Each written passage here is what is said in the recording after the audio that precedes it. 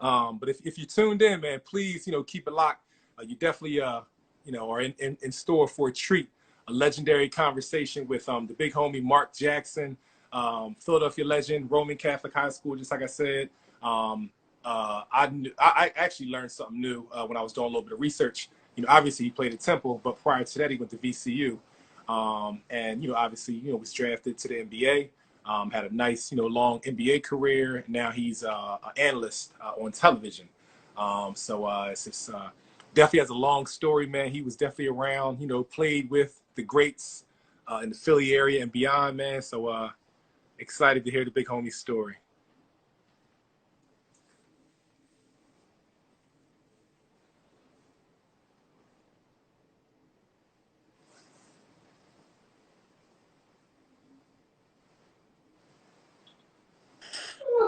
All right, there we go. Can you hear me? It is better. That's much better. My man. Crystal, listen, before we was it was like the 80s TV with the knob, what I'm saying, with the knobs, with the antennas. Now we cooking in 4K. Now we cooking in 4K. Sure, brother. Hey, first off, man, MJ, I just want to say, I can't say it enough. Thank you for you, giving me your time. Thank you for being here. Thanks for joining me, man. Thanks for your support. I'm gonna let you talk in a second, but I just want to, make sure I express, the right way, how appreciative I am, because I know these days, especially, how valuable our time is. So thank you so much for giving me your time. The whole Legends Week thing, two of my goals are, just like I like to tell all the guests are, I like to really educate this generation on individuals like yourself. You know what I'm saying? I never want, kids to be in a gym at an AU tournament or something like that and see you and not know who you are. You know what I'm saying? I definitely want, to be able to educate this younger generation on all the individuals that paved the way for what they're doing now. And also for guys who were fans of yours back in the day, man, I never want them to forget about your legacy, man. So this is just my gesture to pay homage to you and your legacy, man. And, I can't say thank you enough, like I said, man. And thanks for joining me, man. I appreciate you, man. My pleasure, brother. Thanks for having me, man. Always follows you, like the work you do, man. And every time I see you, always positive, uplifting, man. And even before this chaos we've been in as of late, it's always good to see another brother out there doing good things. No doubt. Thank you, man. I appreciate it, man. Wait, we're going to get right into it. It's a lot I want to talk to you about. It's a lot I want to hear, man. So we're going to get right into it. So how I like to start the interviews out, we're going to have some fun. Little segment I call 10 random questions. I'm going to just shoot 10 random things at you to kind of get you warmed up. Although, I mean, you on television, you an analyst, cameras, you don't need to be warm. I'm sure, once camera's on, it's go time for you. So, yes, sir. But still, we're going to have some fun, man. Then we're going to get into you just telling your story. All right. A few housekeeping things real quick. One, once we get to the closure of our first hour on Instagram, they only give us hour segments. So what we'll do is just like we just did. If it gets to an hour, we'll just exit out. I'll save that one. Then we'll continue and just pick up where we left off. Yes, sir. I think that's pretty much it. Oh, also, to the people watching, appreciate you guys tuning in. Appreciate all your support. This is MARC JACKSON Legends Week. At the very end, MJ, I'm gonna open it up to a nice little Q&A. A lot of people to kind of go back and forth with you, ask you some questions. Is that all right? Yes, sir. All right, cool. All right, so first question. Let me see. Got my little 10 random questions here. 80s. I'm sure you grew up in the 80s like myself. Yes, everybody was watching wrestling, whether it was NWA, WWF. Who's one of your favorite wrestlers growing up? Well, mine was Road Warriors. The Road Warriors. Road Warriors. Yes, sir. That was by far with the spiked shoulder pads. With the paint. And I was a big Dusty Rhodes guy. Yes. Big Dusty Rhodes. So the Road Warriors and Dusty Rhodes are my guys. No doubt. That's what's up. Of the Rocky series, which was your favorite? 1, 2, 3, 4, 5, the Russian, Mr. T. Which was your favorite? I'm gonna say it was a Russian. I must break him. To me, the story was just great. But I was like, he went to the depth of the extremes to train for something that was unmortal. Something more than he was prepared for. So look, I'm a big movie buff, by far that. But I could say Rocky IV. Okay. Because that was the first movie I seen in the movie theaters. I was raised by my grandmother, and she took me to see that. Oh, that's legendary. Yep. And why we talking about it? It's one that kind of is like an unsung one that don't really get much props. People don't really talk about the one with Tommy Gunn, and I particularly like that one. I like that one, man. That was with the little thing with him, and he was neglecting his son. He put all his energy into Tommy Gunn. His son turned to the streets. You know what I mean? Yeah. That's a real life basis story right there. Yeah, that's real life. Yeah, and there was a lot of dynamics at the fatherhood piece, but nobody talks about Rocky with Tommy Gunn. But that was definitely a classic as well. I agree 100%. City of Brotherly Love. Known for cheesesteaks. You go into a pizza shop. How do you order your cheesesteak? Well, I'm a big Ishkabibbles guy. Before I became vegan, a big cheese. Mom was a big Ishkabibbles. My thing was salt, pepper, ketchup, lots of mayonnaise and mustard, and tons of peppers. Tons of peppers. Hot peppers, sweet peppers, bell peppers, all kind of peppers. So it's basically like a pepper steak, but with a little bit of meat. With some meat and all exactly. I got you. Yes, sir. I like it spicy. I know that's right. The most points. Two-part question. The most points you ever scored in a game in your career and the most rebounds you've pulled down in a game and at any level. Any level. I would say it was probably my I don't know about the most points because I know 31 seemed to be my number. I know 31. I had 31 multiple times in NBA and a bunch of times in high school and as well as college. So gotcha. 31 seemed to be my thing. And I remember the Catholic League Final Four, maybe championship game my junior year, I had 22 rebounds. 22 boards. Yes. No doubt. Yes. No doubt. That's what's up. Yes, sir. Coming up, in your era, bigs, especially like the traditional big man. I mean, that was huge. I'm talking, Pat Ewing, like just the traditional big man. Yes, sir. In those days, who were some of the bigs that you looked up to in the NBA? And whether like, patting yourself after or whatever. So for me, when I was in college and I was at Temple, I made this tape. I had a VCR, and I used to go into the basketball office, and I used to make a mixtape of, back then it was Akeem Olajuwon.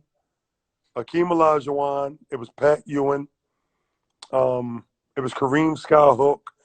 And I was in college, so Kareem was past his prime or was there, but I was still a fan of Unstoppable Move and Karl Malone. Gotcha. And over time, I tried to patent my game after Karl Malone. Gotcha. He by far, to me, was my favorite player as a young guy, and then growing up, and then getting a chance to compete against him. By far was Karl Malone. Wow, I mean, how crazy is that? You're patting your game after him, then eventually, later on in the future, you're playing against him. That's special, man. That's dope, man. Yes, sir. It was good, man. It was good. What's one thing that you may have took from Karl's game that you actually utilized, and you know what I'm saying? In youth. For me, it's about positioning. I wasn't the highest jumper. I was the highest athletic. I never got my head above the rim. But Karl was the best to me in NBA history with positioning himself to, once he received the ball, to be able to finish without, putting you in a position that you did not want to be in. And once I got you there, all I do is catch and finish. I don't got to jump really high. I don't got to dunk it, but I'll put you in a situation where you can't elevate off your feet to contest my shot. So that was the biggest thing I learned from Karl Malone, is how to position yourself and to make your teammates move the ball to put you in a better position to not have to do much work once you receive it. No doubt. No, that's wisdom right there, man. Yes, sir. Were there any other sports that you played growing up besides basketball? I was always basketball. And then when I got to high school, I actually trained. Here's a funny story. So I never played football. And the reason why I never played football is I grew up in North Philly. I grew up between two locations, between Germantown Germantown and Huntington Street, which is Germantown Lehigh, near Field Hill Projects, and also is Richard Island Cambridge Mall Projects, which is on 11th and Girard/Poplar, right into there. So the closest football team with me was the North Philly. They was right there, 11th and Cecil B. Moore. But for me, I was always too big to play there. Okay. And then when I got to William Penn, my first 2 years, they didn't have a football team. Gotcha. And my uncle had played football for William Penn, and he was kind of like a street legend, local legend in the football and basketball circuit in the hood. So they were like, you should play football, but I never got a chance. So by the time I transferred to Roman Catholic, it was my junior year, and it was just it was too late to start back up. Got you, got you, got Yeah. you. But then I'm sorry, but the story was when I was at William Penn, the head track and field coach of the women's team was named Tim Hickey, who by far go down in the track and field Hall of Fame. He's always had national power rank teams, had women that go to compete worldwide, compete at the highest level in track and field. And he said, Mark, if you be my manager for my track and field team, I'll teach you how to run. And I started training for 2 years with Tim Hickey at William Wow. Penn High School in track and field. Yeah. Wow. Yeah. I mean, Yep, never was forget. it just like sprints, long distance, just the techniques of Everything. running? Running form, how to get faster, how to get quicker, how to run and not get tired. Wow. Tim Hickey. And people say, who's my favorite coaches? I got a long list of great coaches I had. But Tim Hickey, to do that for me, to help me better my game, because I was always a big boned guy. Yeah. And he was like, yo, I got some things that can help you. Tim Hickey was by far, never coached me in basketball, but he coached me in track and field in a training aspect. And he by far was one of my favorite because of that.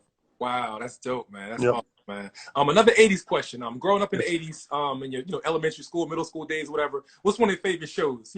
Friday night, weekend, what was one of your favorite go-to shows back then? Well, for me, I'm a big fan of Channel 57 Sunday afternoons at 3 o'clock. The mixed martial arts show, the Kung Fu show. Kung Fu Oh, theater, that was for me. I was a Kung Fu guy. I thought I was a new Bruce Black. I mean, listen, for me, by far, that's what I look forward to was Sundays at 11:30 to watch my Kung Fu shows. And now I still watch the old Kung Fu shows. That's right. Now, I'm my type of guy. I love it. Yes, sir. Let's keep it there. Favorite cartoon back then? Definitely Bugs Bunny. That like hands down? Oh, hands down. Definitely Bugs Bunny, man. For me, I was a Bugs Bunny guy growing up. The mouse, the chase, who was actually getting chased, who was actually getting hunted. For me, by far, it was Tom and Jerry, hands down. No doubt. Two more questions. Yes. Back then, who did you in your high school days? Who were some players, or at least one individual that you looked up to basketball wise, or maybe admired his game a couple years before you, anything like that? Oh, easy, and he knows this. Alvin Williams. We was the same age, same grade, but me and my best friend was named Michael Tabb. Michael Tabb we grew up playing together once I got to high school. But when we first got we went from playing for his dad and playing in local things, we went to play for John Garnett and Sunny Hill. And for me, I looked up to Alvin, who ironically was the same age as me. Yeah. And Alvin knows this. I tell Alvin this all the time. I love him. And he knows this because for me, being the same age as Alvin, being the same grade as Alvin, I looked up to Alvin. Mm-hmm. Why? Because I came from a house with no heat, no running water. For me, I grew up in a drug house. I'm an environment of a drug house. So I grew up in a drug house. Every time I go to a basketball court, I would see Alvin with his mom and dad. His mom and dad would give me a hug, wow, talk to me like I was their child. Wow. They knew I was going through a lot of my own home environment. Mm-hmm. They brung me in and Mike Tabb's family done that for me too. But Alvin Williams' mom and father treated me like I was a distant son of theirs. Wow. And they treated me like that, and it made me feel good. And watching a kid my age, African-American kid, who had both his mother and father who were great, very successful people.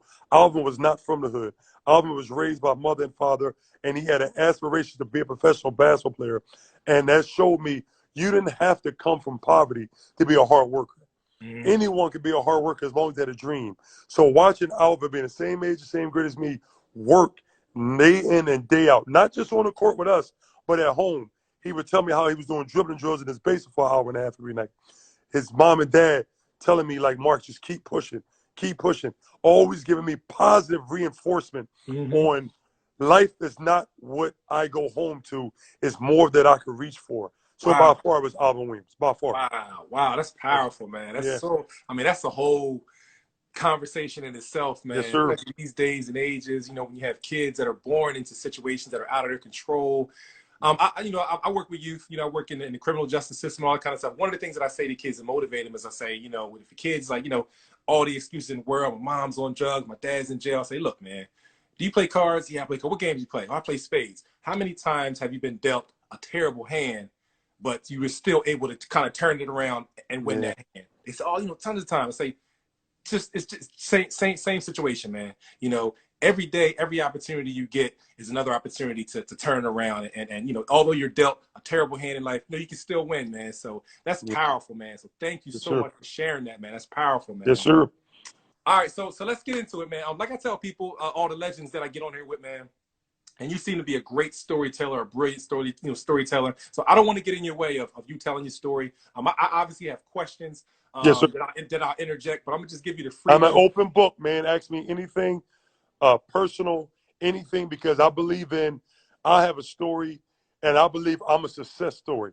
Mm-hmm. And I have other people in my life that I look at them as success stories. So I believe a lot of people might have questions, Of but course, never ask them. of So I'm course. open. Anything you want to ask, I'm open, brother. No doubt. All right, well, we'll do it like this. I'm gonna just let you tell your story, and I'm gonna just interject as we go along. I have a script of questions, but I'm gonna just give you the freedom to tell your story, and I just, you know, we'll just kind of, you know, have a nice little chemistry and go back and forth. So if you can, man, just let's start us out. The viewers listening, reintroduce yourself, and just let us know where the Mark Jackson story began, and just start us there. Yes, sir. For me, my name is Mark Jackson, man. Born and raised in North Philadelphia, in between two locations, Cambridge Mall, Richard Allen Projects, 11th and Girard and Poplar, as well as Germantown and Huntington and Germantown Lehigh. Uh, uh, Raised by my grandmother primarily down in Lever Girard, Poplar area, but also living periodically with my mother and stepfather at 11th and Huntington Street. Um, like I said, I'm open book, brother. I was born and raised in a home where it was a drug infested home. It was a huge drug infested home, uh, selling, using, crimes, everything. And I spent most of my days where, like I said, we had no heat, we had no running water. I used to get my water from the fire hydrant on the corner at Wow. 5 o'clock in the morning before my friends woke up and see where I got my water. Wow. My nickname growing up was Baby Huey because I stink and I was big and I had the same clothes on. The only time I took showers or baths was in the summertime when I had a pool to go in the local pool in my community. Wow. For me, witnessed a lot of horrific things that I think made me stronger. I don't drink, I don't smoke, I don't do any of those things because I believe, for me, I come from a family of addicts. So I don't drink and smoke. It was my choice because I believe I might have an addict gene that's built into me.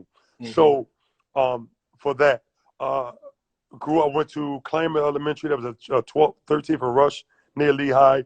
Went to John Wanamaker's Middle School at 13th and Cecily Moore, which is now a huge Temple University on-campus housing. Uh-huh. Then I went to William Penn at Jim Broughton Girard, which is now Temple Track and Field, for my first 2 years before transferring to Roman. The first time one story is when I was in the 5th grade in Claymore Elementary School. A teacher when I was in the 6th grade named Mr. D.C. Williams. Mr. D.C. Williams, even though I was in the 5th grade, he was a 6th grade teacher. I didn't have him as a teacher. He brought me in his classroom in front of his whole class and said, I want to give you something. First of all, I seen this teacher in the hallway, never spoke to him, never did nothing. Mm-hmm. He said, I want to give you something. He made me stand in front of the class, the 6th grade class, even though it was the 5th grade. He said, he went in his closet. He said, I'm going to give you this basketball.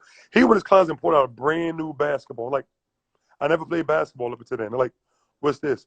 He said, I'm giving you this in front of all these kids who I see every day pick on you, bully you, mess with you, because I see something in you that you had not yet seen. Wow. And he gave me a basketball, and he said, this is for you. And he said, to all you kids out there who make fun of this young man, I promise you, this young man is going to do big and great things. Wow. He gave me that. And mind you, the whole time, I mean, the kids, oh, get out of here. He ain't nothing. He stink. He's dirty. And I said, yes, sir. And I walked to class, and I took the ball home. Mind you, on my way from there to my house, I had like 4 or 5 fights with kids trying to fight me for it. So I literally had to fight to keep the ball and go home. So that was my first introduction to a basketball. Wow. But I didn't really play then. So then come following the next year, a person who lived around the corner from me is named Walter Bird. Played at Temple University, played a few years in the ABA. He had a son named Kwame Bird, who was the same age and grade as me. And he always see me sitting on my step. He's like, hey, son, come with me. I'm like, who are you? He's like, just come with me. And I said, Mom, this big guy want me to come with him. She said, go ahead. He was the first person who taught me the game of basketball. Okay. I think I was 13, 12, 13, around then. And around what size were you then? Like height wise, or? I know how tall I was by grade. Okay. So 5th grade, I was 5'10". Okay. 6th grade, I was about 6 foot. So this is around then. So me and his son was tall too. So he took us and he trained me every day from 6th grade on until maybe 9th grade, where he took me and Kwame and he taught us basketball and worked us out and stuff like. We would go to extremes. Like, we live at that point, Germantown, Lehigh area. We would walk from there to the Camden YMCA. Wow. He would stand on one side of the street and me and Kwame would stand on the other side. And we would walk from Germantown, Lehigh to Camden YMCA, throwing a football back and forth across the street to work on our ability to catch a ball. Wow. The whole time. So we would walk 3 to 4 hours to the Camden YMCA, work out for an hour and a half, then walk back. Wow. And that became a norm. We would walk to LaSalle University. We would walk to 54th and Ceylon Avenue to St. Joe's. This guy will work us out. So that's how I got into basketball. And then once I got in 8th, 9th grade, that's when I met John Garnett, the late Rodney Handy, who was assistant coach for Roman. And that's when I started playing for Germantown/Diamond Medics in the Sunny Hill League. Started playing there. Wasn't too good. Started playing a lot, but I was very tough. I had a tough chin, so I would take abuse to give out abuse. So I would play against older guys, get beat up a lot. Wasn't never good. And then when I realized I was starting to make a change in 9th grade, not playing I played JV or William Penn, but not even that. We're playing in a league at, what was Miss Barber's league? Miss Barber's league, I think, was 20-something in Dolph Diamond. Maybe around 20-something in Diamond, I believe. Miss Barber had a league that was on the court. And me and Kwame played in this league. And this is by far the hoodest of leagues you could play, right? My first time playing in league. So we losing the game, and my friend Kwame was way more advanced than I was. So we playing against this team that don't even have a coach. This is a bunch of old guys playing together. So we down 1. My friend Kwame goes to shoot. He got stripped, and it was like 3, 2, 1. The ball was under the basket. I picked the ball up, dunked the ball, and broke the court on this guy's head. And mind you, I never dunked the ball ever before. Yeah. So I jumped up. True story. Dunked the ball and broke the court on this guy's head to win the game. All I know is this kid was an older guy, went to Gratz, light-skinned guy. He was much older than me. I think he was 12th grade. He's like, yo, you ain't gonna embarrass me like that. I'm gonna smoke you. Man, all I know is this guy ran to his car. No. And came out with a gun. And I looked at Miss Barber like, save. She said, boy, you better run. Yo, are you serious? Kwame sprinted from there all the way home. He's shooting at us. We ran all the way home. And I was like, that was kind of a adrenaline rush. Yo, that's crazy. And that's when I was like, hey, I might like this game. That's literally, I said, I might like this game.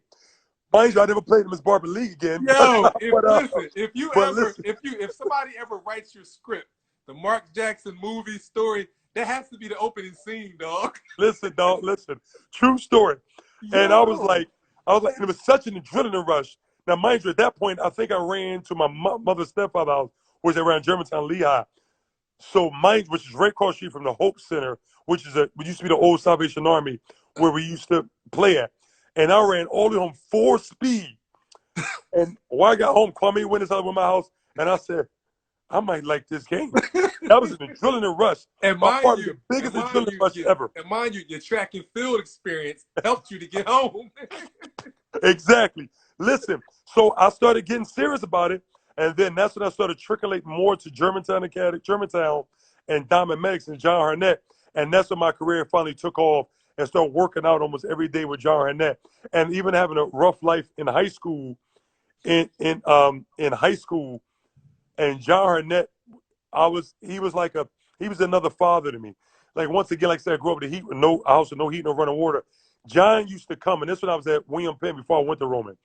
John used to come, get me, feed me breakfast, drop me off at school, then get me from school, feed me something after school, take me to the gym workout, then feed me again, then drop me off at home so I could do my homework and go to bed. Wow. And we did that for, I think, my whole high school career. Wow. And that's when everything kind of took off from there. And then, I went to VCU. It was my freshman year. Went to VCU. Things didn't work out because honestly, I thought I was better than VCU. But I went to VCU and I said I want to go higher. Transferred to Temple. Went to Temple. Played for legendary coach John Chaney. Went from there. Then got drafted second round. Got another good story for you. So when I got drafted, my second round was supposed to be a first round pick. But whatever happens, I got hurt in my first workout for the Atlanta Hawks. I got hurt in a workout. I got a leg contusion, nothing major, but I got a leg contusion that prevent me from working out the rest of the pre-draft. Wow. So I slipped to the second round, which is fine because it worked out in my favor. Slipped to the second round, played at I got drafted. So when I was getting drafted, my agent said, I said, listen, I had a feeling I was going to drop. And I told my agent, because I got invited to the green room at New York. But then all of a sudden, they called me like, hey, you still can come for the invitation, but we kind of getting the verge you're going to slide in the draft. Mm-hmm. So I said, I stay home with my mother. I stay home with my mother, my agent, my God family. Stayed there. And I told my agent, I poured him into one of the rooms. I said, listen, I want to go to the highest bidder. Mm-hmm. I don't care if it's the NBA or Europe. I want to go to the highest bidder. Mm-hmm. So he said, you sure? I said, I want to go to the highest bidder. He said, that's all I need to know. So while the draft was going on, my agent was talking to all the EuroLeague teams, European teams. By the time the last pick was taken in the first round, which is John Thomas from the University of Minnesota, who was drafted by the New York Knicks, with the last pick in the first round, I had 8 teams in Europe having a bidding war over me to go to Europe. Wow. So I think I was the 4th or 5th pick taken in the second round. By the time the 3rd pick in the second round came, I had signed the largest deal ever for a European player to never play in the NBA.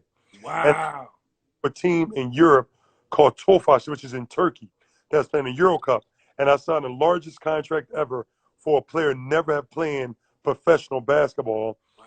And to kick it off, I got a deal I signed, I got 70% of my money up front before I got on the airplane. Wow. So with my name, so I was upstairs signing a contract when my family was downstairs going crazy. They said, you just got drafted. I said, well, I'll be down in a minute. My contract, and we was faxing a contract back to Turkey. So when Golden State called me at my house. Wait, wow, yo, this is crazy. Facts. So when I finally came downstairs, the phone had rang. It was PJ Carlissimo, who was the coach of Golden State, and it was the general manager, I think his name was Gary St. Jean. They was calling me, and they say, Mark, we know you're supposed to be first-round pick. We happy you slipped to us. And I said, listen, all due respect, guys, I signed Europe already. It's like, what are you talking about? I said, I signed to go to Europe already. They said, hold on, you don't even hear. I said, well, no, back then the minimum was $249,000 league minimum. Yeah, I remember that. Yep, we would give you the same contract as the last pick of the first round if you was to come. I said, Coach, I signed for 4 times that amount, and I got over 70% of my money up front in 1 year. Wow. They said, I understand and good luck. That was the only time I talked to Golden State. That was the only time I talked to Golden State, and they made it the instant. So I ended up going to Turkey. Normally when you report to Europe, camp starts around September, October. But because they gave me all this money, they wanted me and all the other guys to come early. I was in Turkey in July 4th. I think I was in Turkey July 6th. Mm-hmm. So I landed in Turkey. Mind you, over 70% of my money in the bank. And how long was the contract? What was the duration? 1 year. Whoa! 1 year contract. Yo, that's that's what's up. The first round in 1 year in Turkey. Wow, only a 1 year commitment. But this was the height of European basketball where their contracts was crazy. I think the highest paid player back then was David Rivers and Rashard Griffin, who was another big guy. They was like 5 million euros a year. So that's how it was the highest paid. So anyway, I went there, So then I get off the plane after 11-hour plane ride. So then after that 11-hour plane ride, they say, okay, Mark, go get your physical. Go get my physical. They say, okay, go to sleep. You start practice tomorrow. Mind you, the team is training. I was like, man, I feel good. Let me train now. Like, dude, you just came out of 11-hour plane ride.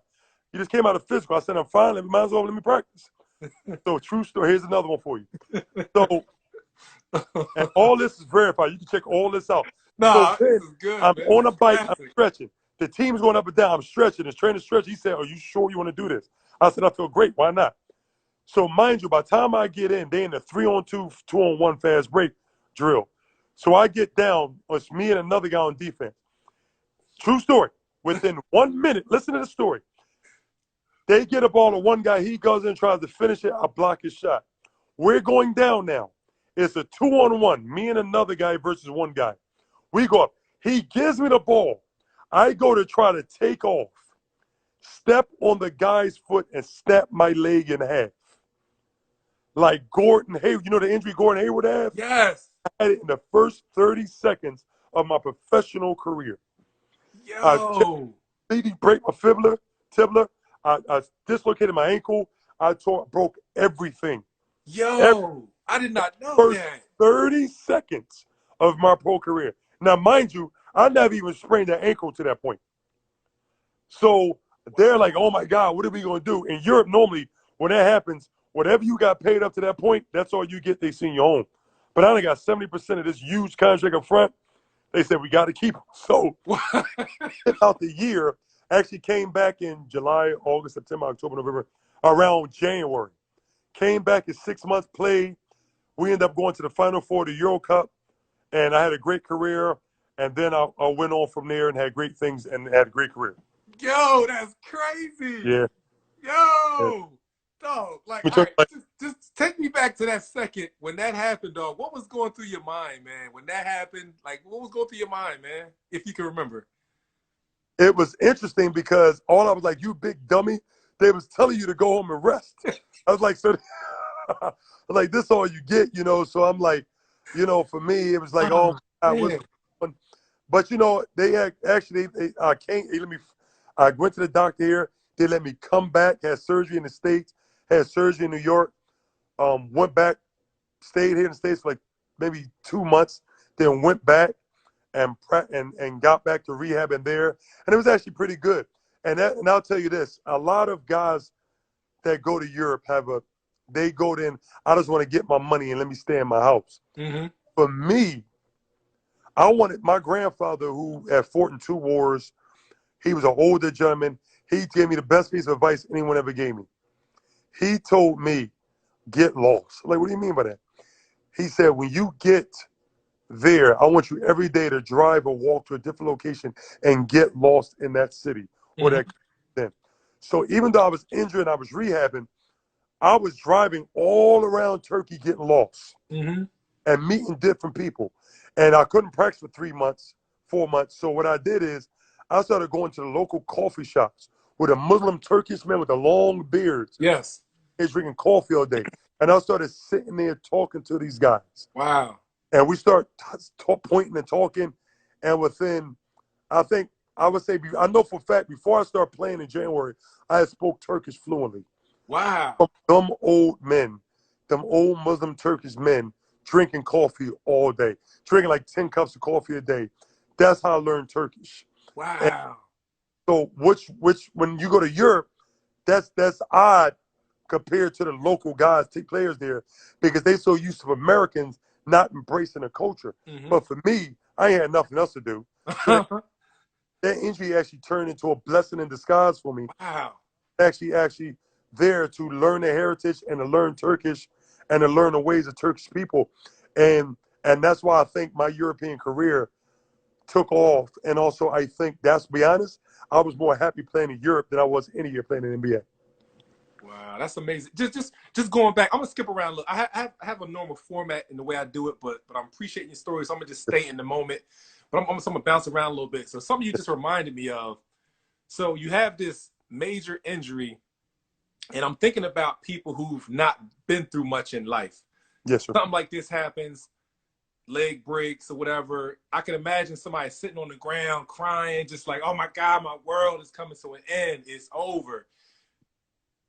How you grew up, you know, in the drug infested home, you know, poverty and all that kind of stuff. Do you think that had something to do with how you dealt with that situation? Because it doesn't seem like in your mind you had the mindset of, oh my God, everything's come to an end. You know what I'm saying? Like, you talking about you embraced the culture. You made lemons out of lemonade. You know what I'm saying? Like, do you think that coming up and all the difficult, really difficult things you went through made this, like, you know, how do you, okay, I don't want to ask a loaded question, but how do you think that, did that have an effect on how you responded to that leg injury?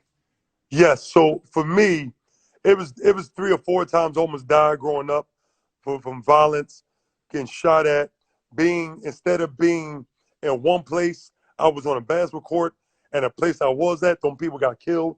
So I've been in so many situations that people say, oh, me, I count every day like it's a blessing. For me, I have been through so much before I graduated high school. To me, like, that was an injury. I got 70% of this huge contract.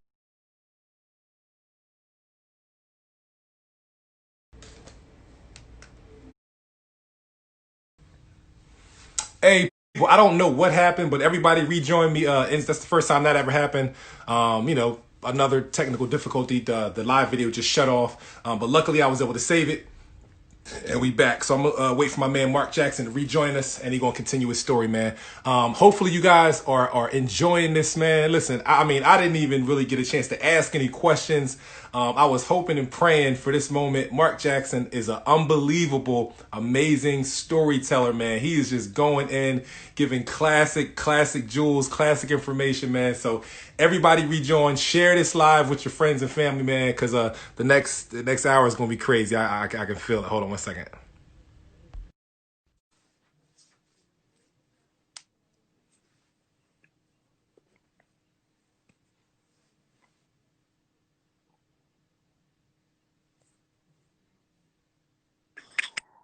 Yep, you good? I'm good. I don't know what happened. Yeah, that's the first time that happened. Like, it just ended. It just shut off.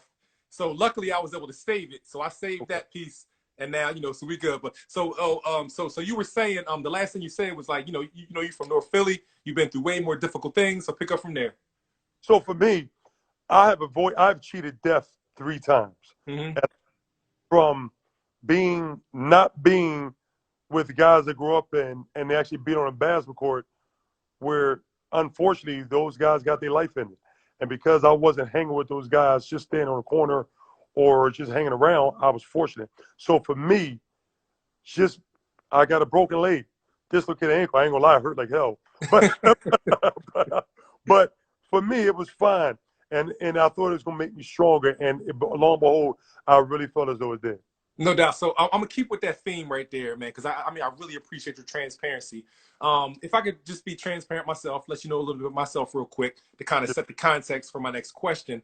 I grew up, you know, in Norristown. My father was in Philadelphia. You know, I didn't grow up with him. You know, he basically, like, you know, that just, you know, didn't want me. You know, dad wasn't around. My mother, you know, lifelong. She's 72, still fighting the good fight.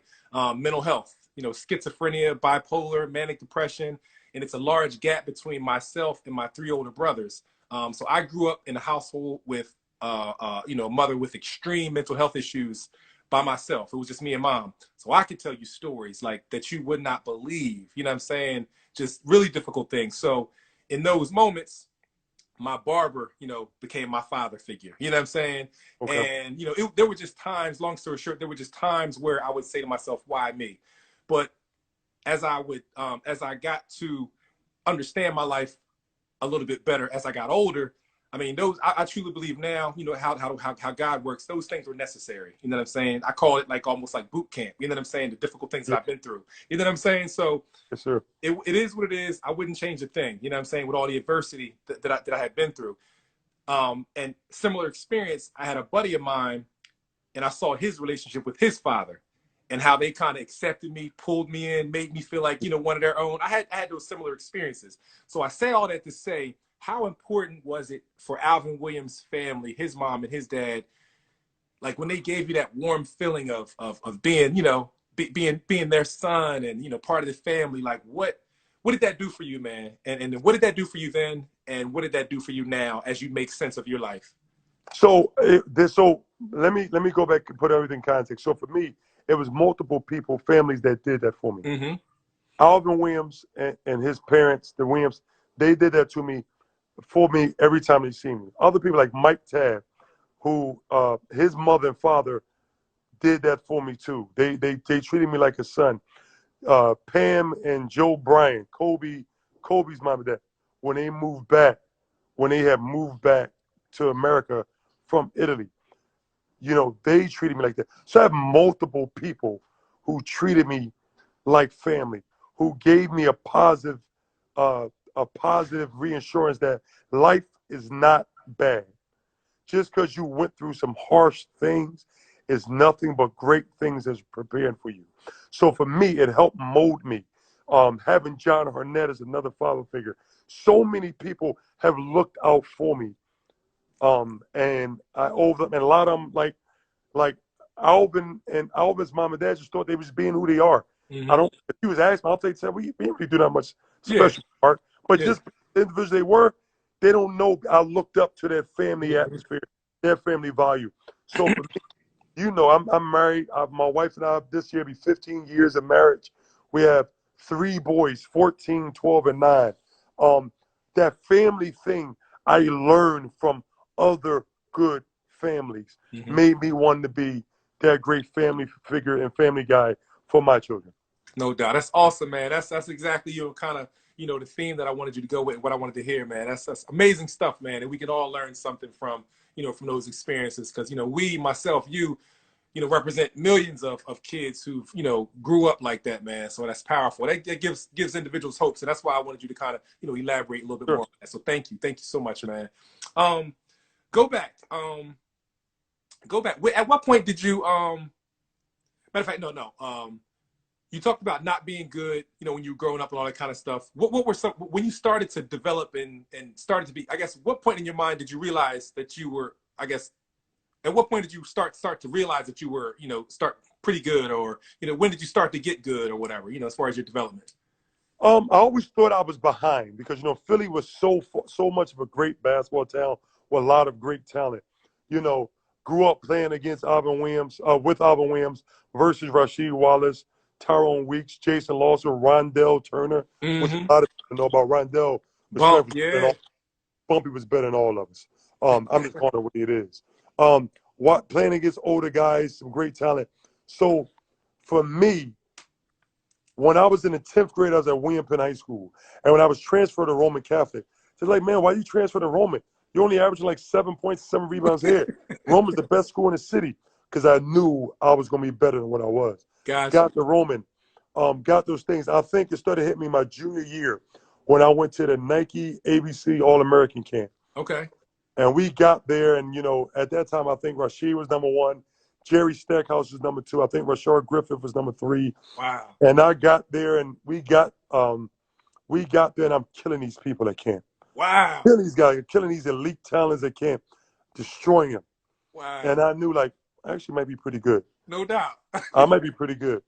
And even though, and Rasheed will tell you this, we had some great battles. When I was at Roman Catholic, Simon Grants beat us, Roman Catholic, 6 at this tournament in Johnstown. They beat us 60 to 28. And I had 21 of the 28. Wow. So they, you know, I knew I was going to be good, relatively speaking, because I knew I was determined to be good. Got you. I knew I wasn't the highest jumper. I knew I wasn't the fastest. I just knew my heart was going to carry me where I needed to go. And if I wasn't good at something, I knew eventually I was going to make myself good at my deficiencies. Got so you. I would think 11th grade year. Got you. So take me back to I want to stay in that era for a little while. You know, kind of do some history. Take me back to your memories of like any summer league memories, playground ball memories. You know, different leagues you played in. You know, during the high school days. So in high school, I played. I remember in the summertime, me and I was good friends with a guy named Jason Lawson. Jason Lawson, 6'11" guy, played for Aoni. Went to play with Villanova with Alvin Williams. So Jason had his big brother's car. I'll never forget one summer. I think it was just after my junior year, going into my senior. That summer, I don't even know if Jason had a license. I just know that summer, me and Jason was driving all over the city of Philadelphia. We was driving all over Jersey. They're playing every league, every pickup game there was anywhere around. I mean, it was days we went a whole day without eating. We just going playing ball. And so I grew up playing in the Sunny Hill League, Future Stars tournament, all that stuff. Never really played AAU. I think I played one AAU tournament, and that was with this team from New Jersey called the Road Runners. Uh-huh. I just know I played in a bunch of pickup games. I was a schoolyard basketball kid. I Uh-huh. grew up playing in the schoolyard with my good friend Kwame Bird, a couple of summers with Jason Lawson. I grew up playing in Sunny Hill League and every outdoor pickup league that I can play. Mm-hmm. What's the difference? I mean, nowadays, kids are gym rats. They're all in the gym. They're all, AAU, all that kind of stuff. What's the difference in that? And what did you gain from those experiences in the playgrounds? What I'm saying, earning your stripes that way, opposed to just, the way things are done now. I think one thing playing in pickup games, playing more pickup basketball, playing a more schoolyard basketball, it gives you more of a feel. It gives you more of a gritty feel. It gives you more of a necessity to be able to put the ball in the basket. Nowadays, it's more so, let me jack up this three, which I have no problem with it. A Uh-huh. lot of people know my middle son, Sammy. He's a 12-year-old, shoots the ball from half court, and I never complain. So don't make you think I'm an old man. So no, I'm just keeping it real. Um, but for me, the schoolyard basketball is saying, let me figure out how to let me do what I could to find a way to touch this ball to put the ball in. You Mm-hmm. might play with guys that never pass the ball. How Mm-hmm. do you find a way to contribute? You might play with a team that you couldn't shoot where guys just stay in the lane. How do I find a way to score? I think back then playing schoolyard basketball gave you more of a gritty feel to the game, to Mm-hmm. do little things to help be successful. Because if you didn't do nothing, they wasn't pick you up in this game. They're sitting your butt down. So Exactly. exactly. So I think nowadays, I think, and this is just my opinion, Mm-hmm. I think nowadays we look at the schoolyard maybe a little too dangerous now with Yeah. all the killings that's going on with the youth Yeah. that's just playing pickup basketball in the schoolyards. Mm-hmm. I think the last couple of years, it's been so many children have gotten murdered in the schoolyard trying to play basketball. So I Uh-huh. think a lot of people don't allow their kids to play in the schoolyard because of that. I Got don't allow my kids to play in the schoolyard because I'm seeing that. it. Uh-huh. But I think the biggest difference is kids play more structured Yeah. and not more free. And Mm. I think it can create robots. So Gotcha. if you're not one of the higher skilled guys, you kind of can get left behind Mm-hmm. because those guys is more organized, more skilled, can kind of have more of a way in it, and you just can be used to standing in the corner. Got you. Got you. what? Tell me some what are some of your most memorable experiences in some of the leagues, like the Sunny Hill leagues. Some of the players you went up against. Tell me some names and some memorable experiences from back then. So for me, playing the Sunny Hill League, I never forget when Kobe and his family moved back to Philadelphia from Italy. And he was about 2, 3 years under me, and he was this little skinny kid playing with knee pads on.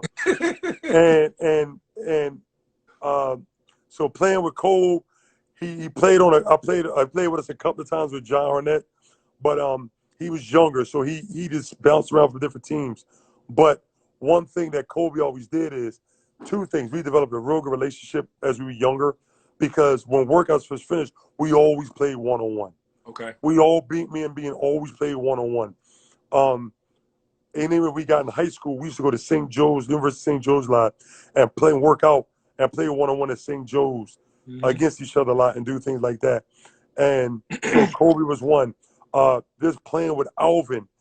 When I started playing really organized basketball, playing with Alvin, every tournament I played in, every league I played in, Alvin was always right next to me.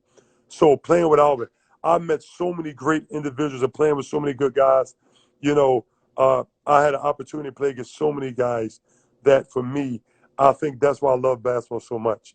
So just playing with guys in different leagues, different atmospheres, I made lots of great friends from all over. Got you. Got you. Tell me about your kind of sum up, in any way you want to, your Roman Catholic experience from, memorable games, highlights, rivals, other bigs you clashed? You know, you went head to head with. You know, tell me about your Roman Catholic experience.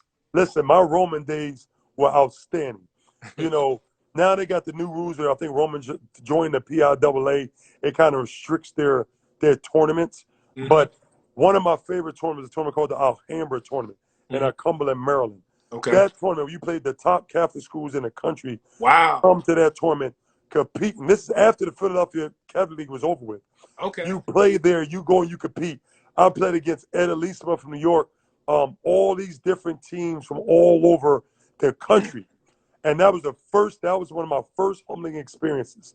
So my junior year, we won the chip. We played against a lot of great teams.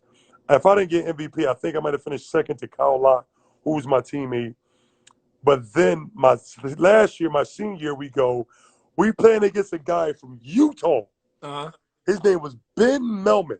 Got you. He was a 6'10" guy, maybe 190 pounds.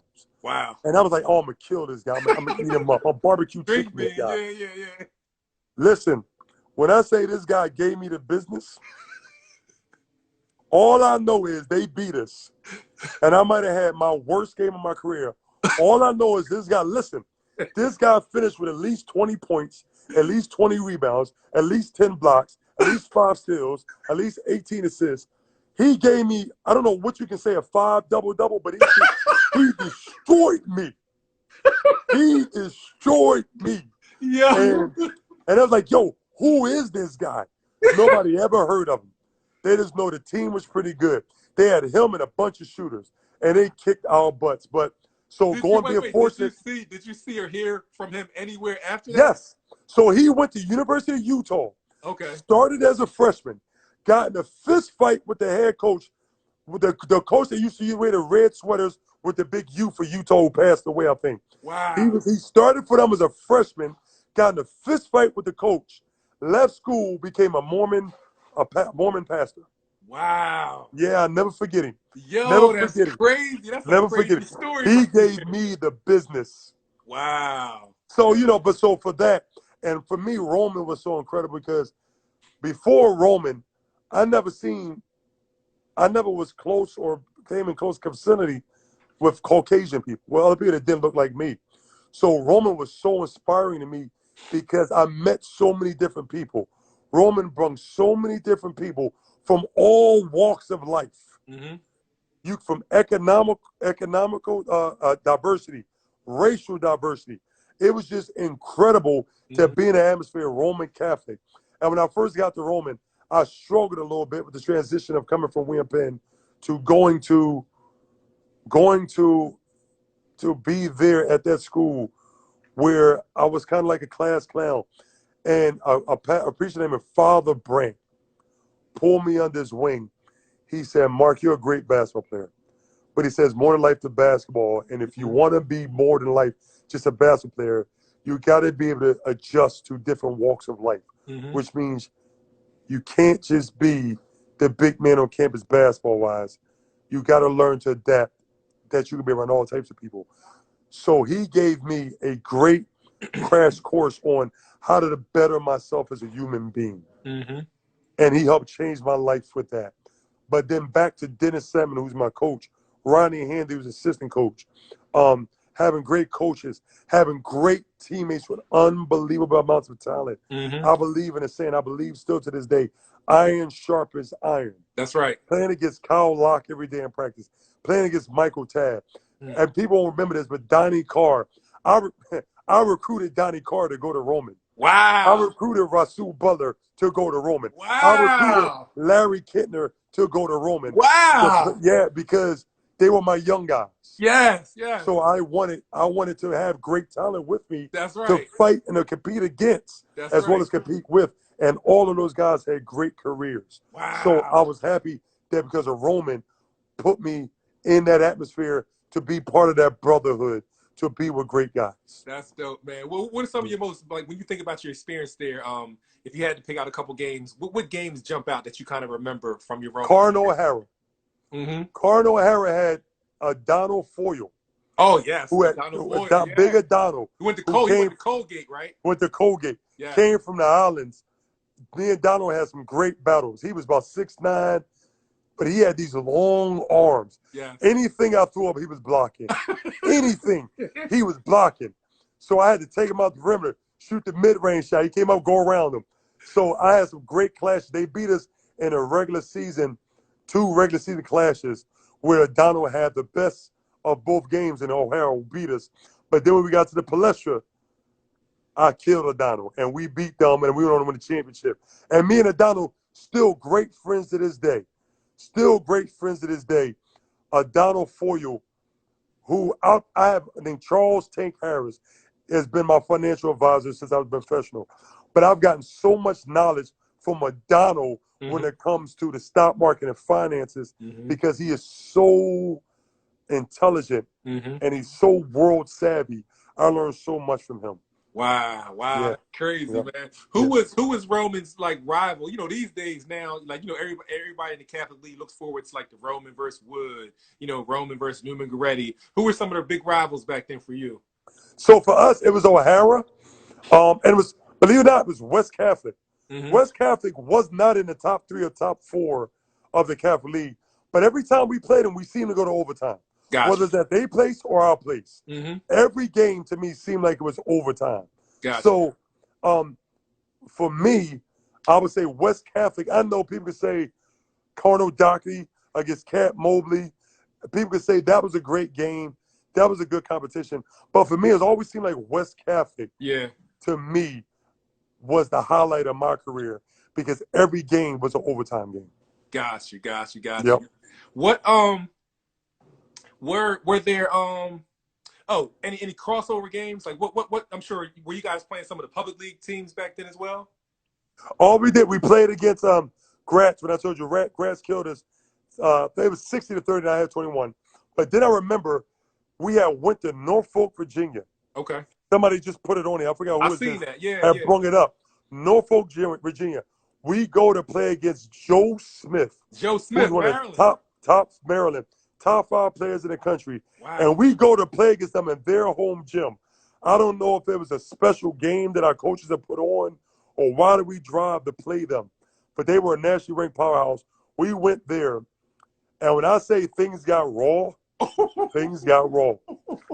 All I know is people tell you I never got a technical for complaining to refs. Yeah. I got a technical for extracurricular activities on the court, but never talking to a ref. We got there, and those referees is cheating us so bad that our coach Dennis Seton never got technical fouls. Never. Our assistant coaches never got technical fouls. All I know is the first 5 minutes, they threw our assistant coach Ronnie Handy got a technical, and they threw our head coach out of the game. Like, what are you throwing out of the game? What? I'm throwing out of the game, but I didn't do nothing. He's like, yeah, but I don't like the way he talked to me, so I'm throwing you out the game. Are like, you yo, serious? like, what's going on? So we packed up and left in the beginning of the first half. We packed up and left and had to get a police escort out of there because it was at least 1,000 people out there trying to turn our bus over, trying to kill us. It was horrible. So that was a good. So, and then me and Joe Smith became teammates in Minnesota Timberwolves. And we talked about that. We talked about that nonstop. He was like, yeah, Jack. You know, we had them rest in our pocket, dog. We was going to let y'all come beat us at our place. We talked about that for 2 years straight. Yo, y'all was down in VA, man. Y'all almost ain't make it out. No, we almost did not make it home. Almost did not make it home. Yeah. Yo, what do you most miss about you played big time college basketball, NBA, but what do you most miss and cherish about the high school days? To me, the Palestra is just special. Yeah. The Philadelphia Palestra for the Philadelphia Catholic League is special. To me, that environment for the Final Four of the Catholic League is better than a lot of college atmospheres. It prepares you.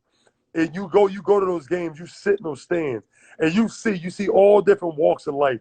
You see all different ages. You see 90-year-old people with 10-year-old kids. That's right. Everyone want to embrace that atmosphere of the Philadelphia Catholic League in a Palestra environment.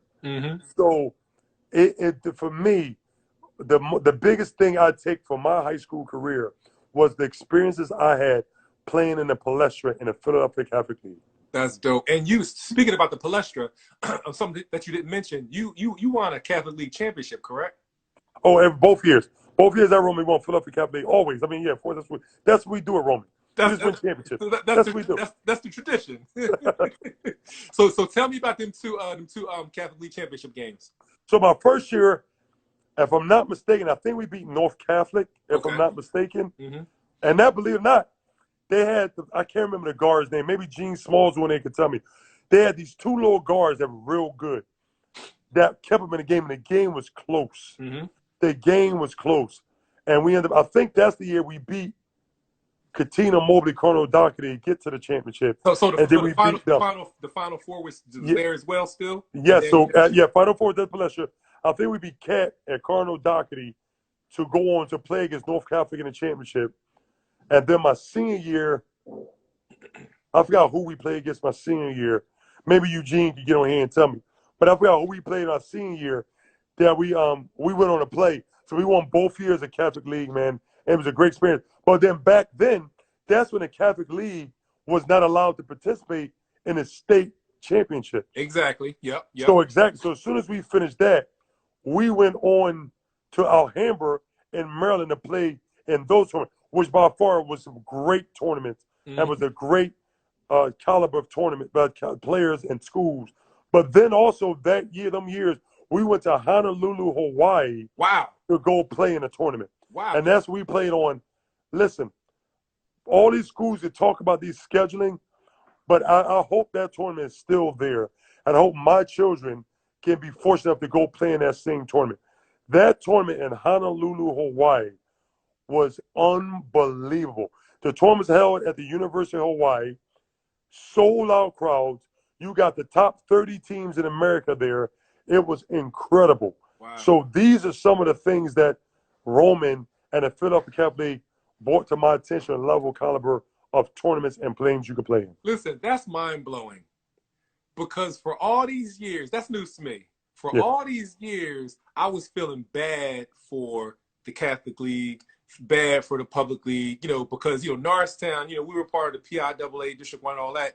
After the regular season, we have the districts, and then we go on to the state tournament. And I would always be like, man, that's messed up for, the Catholic League teams, the pub teams, in Philly, like they're not a part of the PIAA. They can't participate in the state tournament. You know what I mean? Like after they have the Catholic League tournament, their season's over.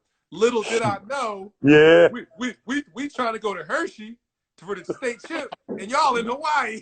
Yeah, man, it was incredible, man. Like it was really on a whole nother level of tournament, and once again, and that's why I believe now with my own AU program that you gotta play against different people from different parts of the country. Yes. Because it helps mold you as a complete player that you've seen everything. So for me, those tournaments was outstanding, along with the work I was getting in the summer versus Philly players, as well as Philadelphia Catholic League, as well as going to playing against some elite tournaments against elite talent all over the world. And somebody just mentioned, that is right. Somebody said that tournament in Hawaii is still around because Archbishop Wood played in it this year. And I do remember somebody said after Wood had this, like the 7 overtime game that they had this year, I think the next day they had to get on a plane and go out of town, maybe to Hawaii or something like that. So I guess it's still around. Yep. That tournament was unbelievable. That's when I first seen what prep schools are. Gotcha. Because when we went to that tournament, it was Harker Prep, Oak Hill Academy, a few Vegas prep schools. Mm-hmm. We went up and we played against those schools, and it was a great. And I seen when you see the nation's best players. Yes, I seen Rashid. I play against him every day. I seen Alvin, Jason Lawson, Jerry Stackhouse when we played in the Nike tournament camps. But I seen the best players from the West Coast, and I was like, "Yo, it's different players." Yeah. And the West Coast high school played completely different than how we played from the East. Yeah. Completely different. The West Coast was strictly run and gun. Yeah. Like, it was highlighted when you look at the LaMelo Ball in them, Chino Hills, when overtime and all the players were playing a lot of their games, and you've seen teams get up and down the court. That's how the West Coast basketball was back then, and it still is. So I was happy that it showed me different kinds of basketball and playing against different kind of players. Got you, got you. Hey, one thing that I'm curious about, which is different from now, now, AAU has everything popping, but back then, it was camps, you know what I'm saying? The ABCD, Nike camp, 5-star. What are some camps that you remember possibly playing in, and some of those memories and some of the players that were there when you were there possibly? Um, for me, the 5-star camp was important. Mm-hmm. 5-star camp was an outdoor league. I don't know if it was in Pennsylvania, New Jersey, Uh-huh. but the best players from New Jersey, New York, Boston, Baltimore all went to those camps. And it was an outdoor camp in the summer, and it was grimy. Mm-hmm. And I loved it because you played against, and they had some real good coaches there. Mm-hmm. So it's great league camps to play against. And then I went to the ABC, I think it was the ABC All-American camp, Uh-huh. where play against them elite level players and seeing those different guys and meeting different coaches. That was great. But for me, 5-star was the best camp I went to growing up as a kid. That really ingrained in me. Playing against different players, different kind of players is the best way to do it. Yeah, were there any players that you remember that went on to be in the NBA, or just any players that you remember being there when you were there? So when I was there, the big name back then, I think my junior year, was Keith Booth. Keith Booth. Keith Yep, he Booth went to was, Maryland as well, right? yes, Keith Booth was a big figure on the East Coast. I Yes, don't know yes. how was he ranked, but I know Keith Booth was a man amongst boys back And then. him and Joe Smith went to Maryland together, right? Together, yep. Yeah. So Keith Booth for me, it was a name, and that's when I first met Sham Guy.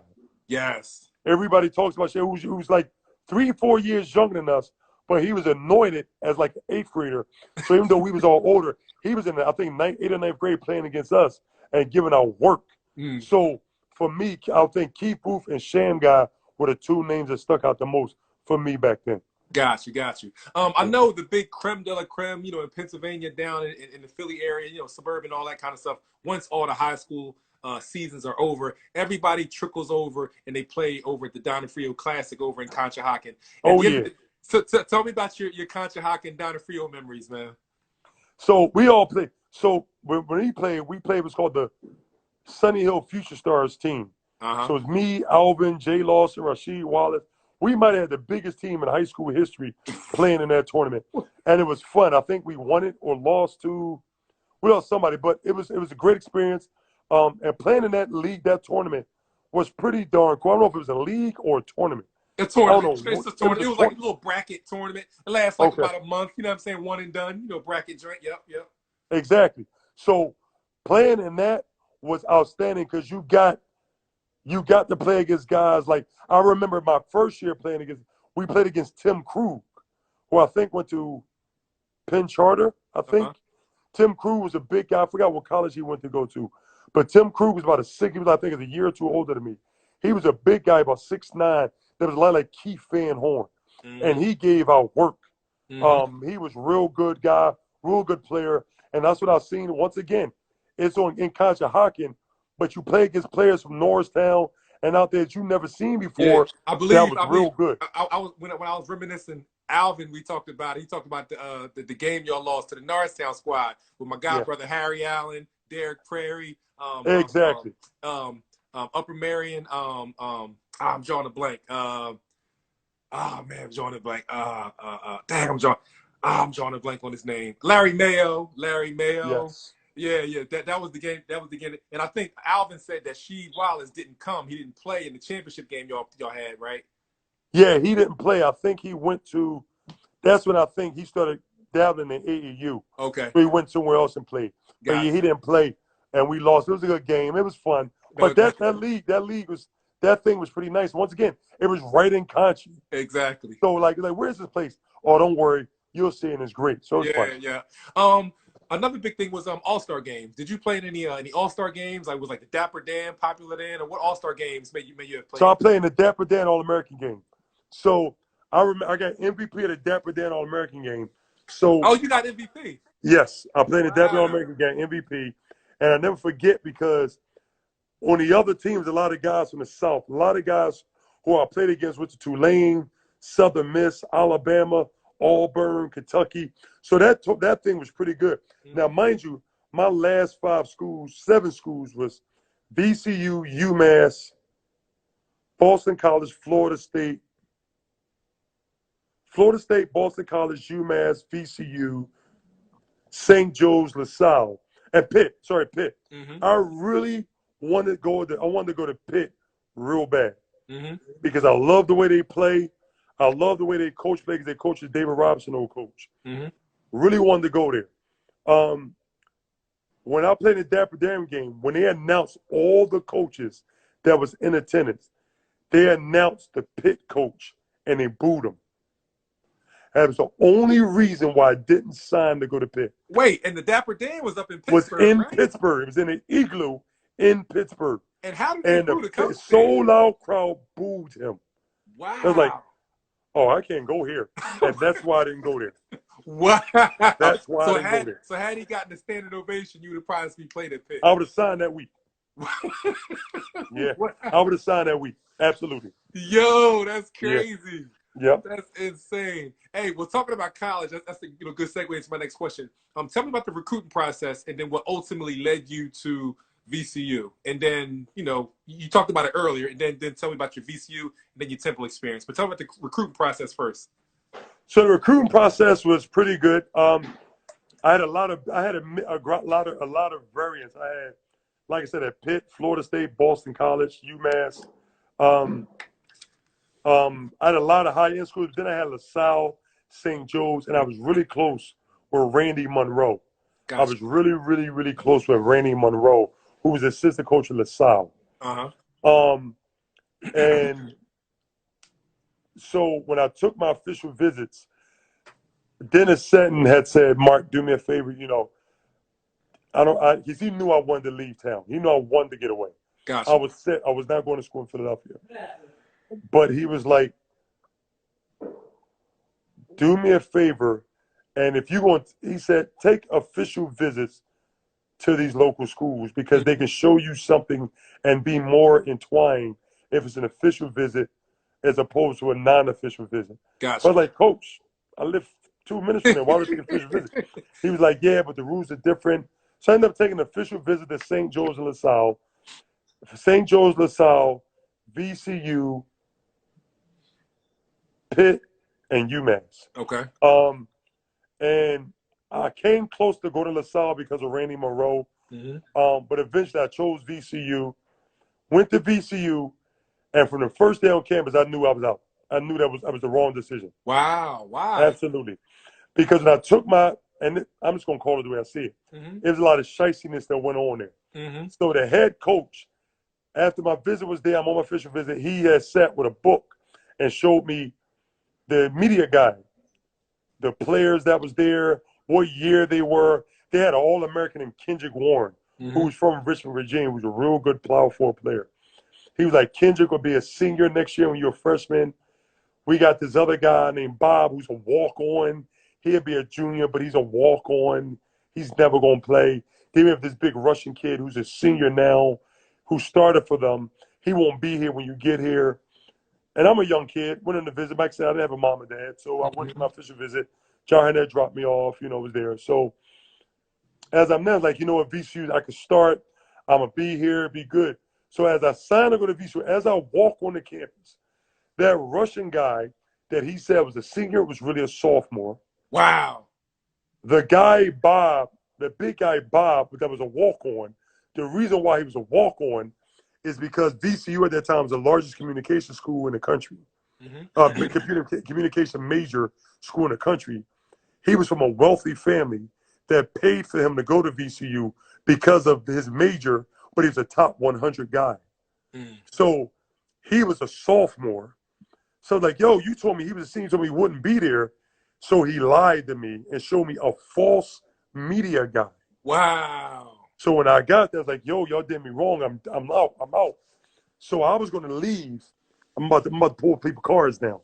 So when I was going to transfer after my first semester, I was going to transfer. And our basketball, hope I don't get nobody in trouble, but so be it. So my the academic advisor was affiliated with the basketball team. So I told him, I'm transferring, I'm leaving. So all I know is when I got my transcripts after my first semester, My GPA was like, it said I had all D's on my report card, which is not true. So I told John, I said, yo, what's up with this? He said, man, they did something dirty. Don't worry about it. Stay there for the year and tell them you happy. You had a change of heart. You're going to stay there. Mm-hmm. I was like, all right, bet. True story. It's about to get deep. Wow. So after the end of my freshman year, the last day of school, John Garnett and Bruiser Flint Sr. People know Bruiser Flint Jr., who's the assistant coach at Indiana University. His dad, which is John Garnett's best friend, they both came up to VCU and got me and said, all right, put your stuff in the car. We're going to the basketball office. We went to the basketball office. This is made for TV, brother. We went to the basketball office. John Garnett and Bruiser Flint walked me into the VCU basketball office with baseball bats. True story. We walked into the V, and they said he walked in office. He said, where's Sonny Smith at? And the secretary was like, what's going on? Where's Sonny Smith at? She said, I'm going to call security. He said, you better call security. Where's Sonny Smith at? So all of the coaches was there in VCU office. John Garnett and Bruiser Flint was like, we know what you did to Mark grades. Mark is transferring and going to Temple. If y'all mess with his grades again, we going to bash your damn heads in. Wow. Facts. Bruiser Flint and John Garnett, like, we're going to bash your goddamn heads in. Wow. Leave Mark alone. He's transferring to Temple. It's like, all right, man, y'all got him. He can go. And I got my transcript back and I had my normal grades on it. Wow. So that's how I went to Temple. So so back then, and that was only 90, 93, 94. Yes. So, so that's what made, I transferred to Temple and the rest was history. Wow. That's gangster. That's like, bro. That's kicking down. I mean, yeah. Those were the measures that you had to go to back in the day. I mean, it's like, wow. And I mean, we're talking about Garnett. We're talking about, not having the father figure, but then having, father and men step. I mean, at that critical point, that crossroad in your life, you're in college, you know what I'm saying? You need direction. You need adults to support you. What did it mean? Like, what was the symbol to have Garnett and Bruiser Flint, ride for you like that, step up, you know what I'm saying, and be your father figures? And, what did that mean to you then, man? And then ultimately, to help the trajectory of your life go in that different direction from that moment. So for me, man, it was incredible because I didn't have my mother, God forgive her. She was wrestling with demons my whole life, and it was drugs and stuff. So she wasn't there for me. My real biological dad was living on Miami Beach, one of the richest men in Miami. Wow. But I grew up in a house with no running water. My biological father sang with Howard Melvin and the Blue Notes. Wow. So he was there living his dream in Miami. I'm struggling in Philly. So at that point, John Garnett was my dad. So for John and Bruiser to come up there ride for me, like I had two dads riding for me. And they came and pulled me out of that situation. Wow. And I was able to go to Temple and play for another father figure in John Chaney. Wow. So, but if it wasn't for them having my back, I might have been just another number of a failed young basketball player who didn't pan out because he got caught in a situation that he never gonna get out of. Wow, this is unbelievable, man. Listen, if you tuned in right now, you are listening to the classic, legendary story of MARC Jackson, man. Legendary stuff, man. So, segue, tell me about the Temple experience, man. What it was like there, accomplishments, big games, any Temple memories you have. Listen, playing at Temple University, man, the summer workouts in the gym there, working out every day, playing for Coach. And Coach don't like me to say this, but I'm going to tell you. Everybody back then that seen Coach, it was two people who they said was crazy coaches back then. John Chaney and Bobby Knight. Yes, yeah. So people, I'd be like, how's it feel playing for John Chaney, man? He's crazy, man. How's it feel playing for John Chaney? And well, I'm going to get in trouble for this one, my Temple guy. Coach Chaney wasn't no mean dude. That was a big facade, man. I got Coach is the biggest, the nicest, always had you laughing so hard you fall on the ground. He would get in your face, man, what you doing, Mark? That was horrible. He was in your face, she was laughing while he's barking at you. Yeah. You know what I mean? He would say, don't ever tell people how I truly am because people want to approach me more. Yeah. So that big mean facade coach had, Yes. that was nothing but a facade, man. Wow. Coach is the nicest human. He's the nicest human being on the face of the earth.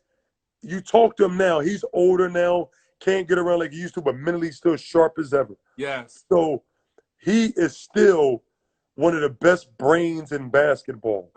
So talk to him often. He's still going to give you that knowledge, but he's still going to tell you the way things are.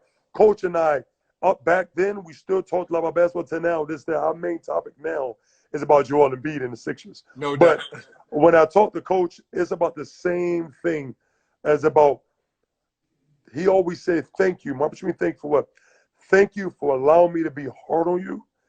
Thank you for transferring to Temple. And thank you for continuing to take the family John Chaney tree and coach other kids and youth. Wow. He said, thank you for that. Wow. So I owe Coach the world. Wow. Wow. That's awesome, man. What, stay there real quick. So you coach now, and we'll go back to Temple. What are some things that you gained from him that you like instilled that you kind of implement like with the own kids, when you're coaching? So for me, if anybody ever seen me coach, I'm an old-fashioned coach. And this is no knock on anybody. A lot of AAU coaches can't coach the way they truly want to coach. And why is that? Because they scared if they tell the player, listen, little Johnny, that wasn't a good play. You got to make it. What? Man, I'm leaving. I'm going to a different team. Yeah. And then they leave. So a lot of coaches, AAU coaches, can't really coach guys. But like I tell every parent and every kid involved in my program, I don't need you. You need me. Yeah. So what I mean by that is humbly. You can go play for those teams that you can get away with murder and do what you want. But this is not it. Team Jacko is about, and what I build is what John Chaney instilled in me. That I'm going to teach you what's right, what you might feel is right, what you might feel is wrong, and then what I want you to do. I'm going to teach you what I want you to do, which I feel as though is right. Once I teach you that, I'm going to hold you accountable to do that. And not just hold you accountable, you have to hold your teammates accountable. When you don't do it, you're going to get a chew. That's just the facts. Because why? Too many of our young kids are entitled. They are entitled. They think that, oh, I'm good. You ain't nothing, man. You haven't seen half the other side of the world.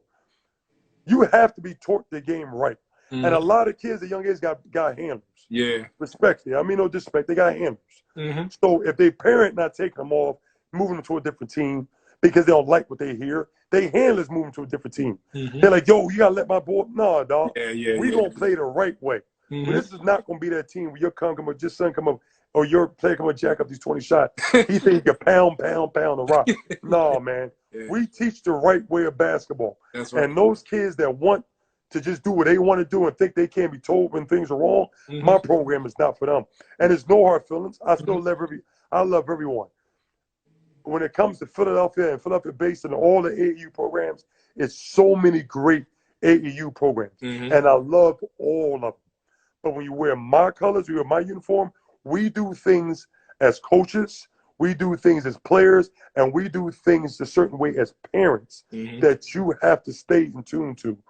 I don't have them parents, they be barking from the sideline, going off on refs, coaching their kid from the sideline. I'll call a timeout, and I cut your kid right there on the court and say, go to your dad, you go play for him. I don't allow that.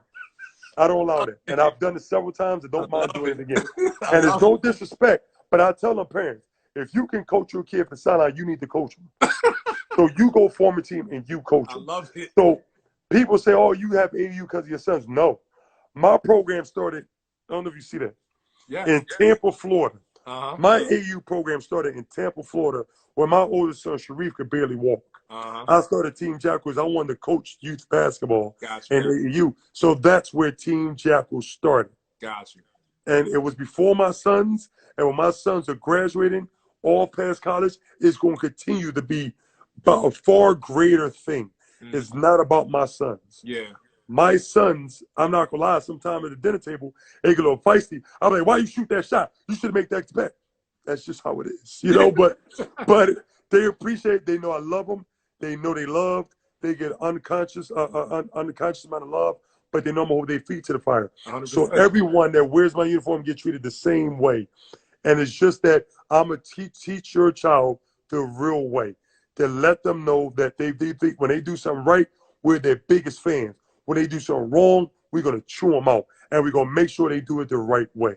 No so doubt. that's what I strive for, and that's what we strive for as coaches. No doubt. All right, so take me back to Temple real quick. Some of your most memorable experiences, a couple memorable experiences at Temple, big games, highlights, anything you want to mention. We could never get past UMass, man. Mm-hmm. We beat everybody else. I will never forget. Was that like Lou Rowe, Weeks, and those guys? So my first year was with Lou Rowe, when Marcus Cambiano was there. He had them two little guards, Padilla, Travieso. Yep. Dante Bright, was he there, I think? I believe so. Dante Bright. So, but Lou never killed us because we played zone when I was with Coach Shaney. So Lou never killed. It was always those three little guards. Uh-huh. Padilla, Travieso, and little guard called Mike Williams, who was like a 5'9" shooting guard, used to get buckets. So we couldn't get past UMass. And they had Marcus Camby, who was a great defensive guy, who was real good, but we never could go past them. We thought we're going to win this game. We're going to win the game. Travieso and Padilla, they hit like 4 threes in a row. So I remember those. And then my last year, I believe we was the first team to ever do this in NCAA history. We was the first unranked team to beat the number 1, the number 2, and the number 3 teams in the country. Wow. In 1 year without being ranked. Wow. So we beat Duke, who at the Spectrum was number, I think, 2 in the country. We beat Villanova with Alvin Williams and Jason Lawson, who was number 3 in the country. And then we beat Kansas, who's number 1 in the country. Wow. At the Meadowlands and Coaches for Cancer Classic. We beat all 3 of those teams. And then 3 days later, we went to St. Bonaventure, who was 2-20, and they beat us by 20. So, but I think we was the first team in history, number 1, 2, and 3 team in the country. Not just in the same season, but I think in the same 14-day period. So who did Duke have then? Duke had the shooter from Alaska. Trajan Langdon. Trajan Langdon. They had what was the big guy name? Big Russian kid. And they had what's his name? Oh, was it Battier? Sean Battier? I forgot who they had. But they was number 2 in the country, I believe. Uh-huh. And we beat them convincingly at the Spectrum. Uh-huh. And then Nova had, Alvin Williams, Jason Lawson, Kerry Kittles. Kerry Kittles. Dallin Bear, no, Kerry was going. Kerry was going. Oh, Kerry was going? Yeah, but I know they was number 3 in the country. And we got him. And we got him good. Gotcha. So that's my ammunition versus ours. I said, hey, how you doing, Nova? They'd be like, yeah, but y'all can't beat us now. Oh, my man, O.C. Chamberlain said, was Cherokee Parks at was against Cherokee Parks? No, it wasn't Cherokee. I think Cherokee. Who was it? I can't remember. I know they had a big Russian guy at the center spot. What's the Greg Newton? Greg Newton was the other big guy. Okay. So we beat them, and then we beat Kansas, who had Jacques Vaughn, Scott Pollard, Rafe LaFrentz. Oh, I remember that team for sure. Who was the guard? Was it Paul Pierce? Was it possibly? I know Paul Pierce definitely played at Kansas. Was it then? Paul Pierce. Matter of fact, because Paul Pierce was in the '93 McDonald's All-American game, right? Yeah. Let me see. Sorry, it was those 4. So they had by far the best. Nice.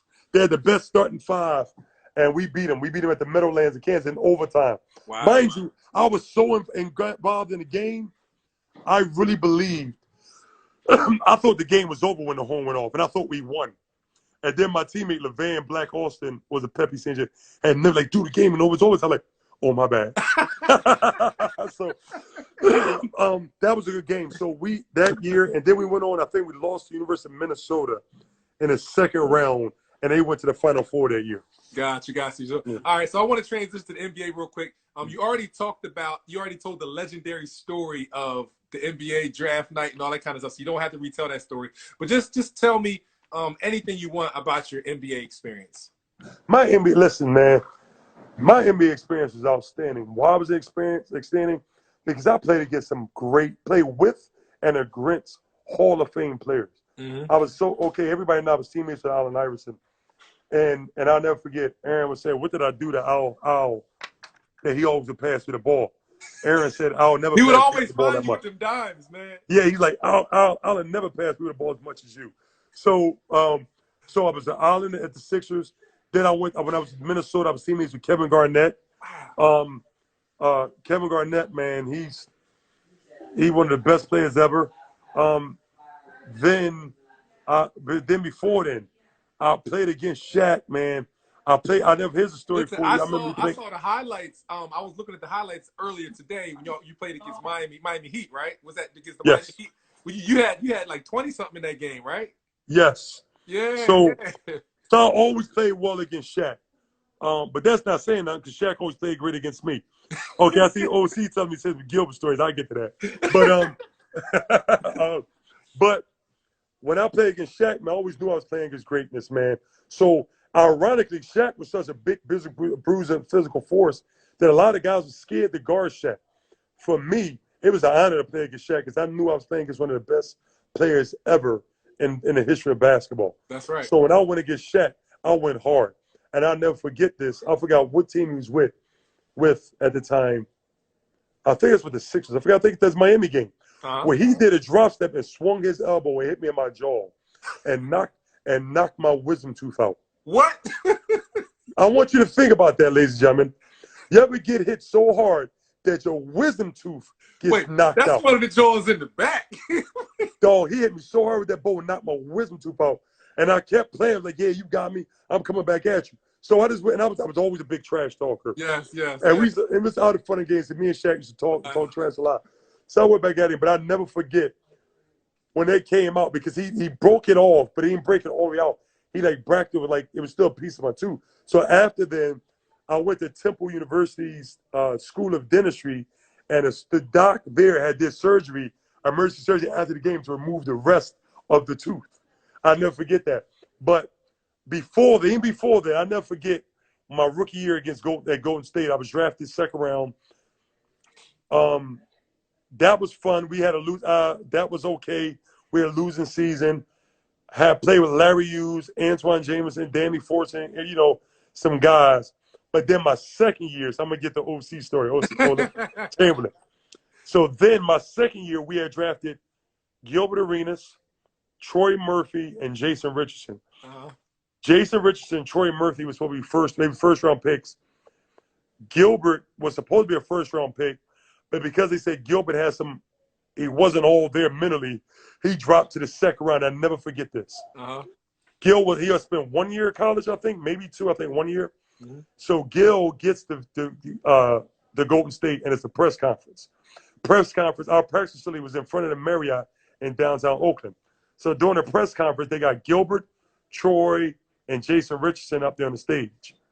And they asking Jason Richardson and Troy Murphy all these questions. And Gil was just sitting there like that. And this press conference went on for an hour. And then finally, Gil was just giggling and laughing. I'm sitting there in the press conference looking and laughing. And this is before I got a chance to know Gilbert. And it's their first day. And it's like, so Gil, what do you think happened to you? Why do you think you fell to the second round? You saw your first round pick. And he's like, and Gilbert literally said at the press conference, I don't give it, listen, word for word, man, I don't give a damn about none of this shit. All I know is I'll be starting by January. True story. He said in the exact words, I don't care about none of this shit. I'll be starting in January. I think January 2nd he started. And had like 20-something and 16 and never looked back from then. Yo. So that year, from that press conference, I knew Gil was going to be my guy. I knew Gilbert was going to be my dude. So Gilbert became my workout buddy, and he was frustrated. He was frustrated. He's like, man, they playing, because then we have Mookie Blaylock, Larry Hughes, Vantigo Clemens. I think Chris Mullin was playing a lot then too his last year. Oh, and Benny Del Negro. He's like, man, he playing these guys on me, man. I was like, look, Gil, they sat me on the bench. I think preseason, my rookie year, I led the team. My second team was scoring, led with rebounding. I said they sat me on the bench for the first half of the season, Gilbert. The first game I started, I had 31-10 versus Minnesota Timberwolves. Mm-hmm. I think I only played like 20-something games before I had a season injury. And I signed for like 20-something million. I said, Gil, I played close to 20-something games.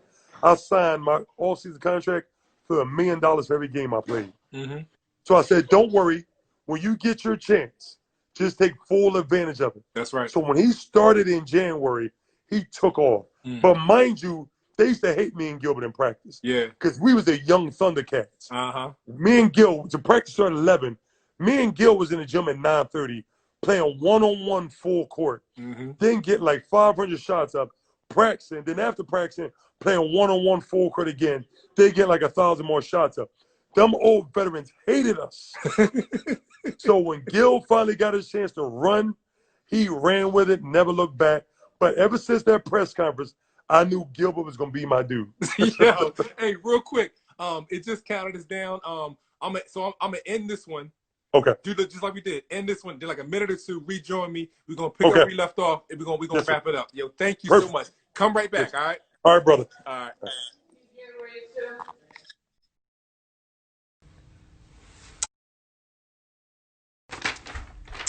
Hey, we back, man. Part 3 with my man Mark Jackson, man. Legendary stories, man. This night is just crazy. Stories upon stories upon stories, man. I could sit and just listen to this brother tell stories for hours, man. He's an unbelievable storyteller, and we're gonna keep it going, man.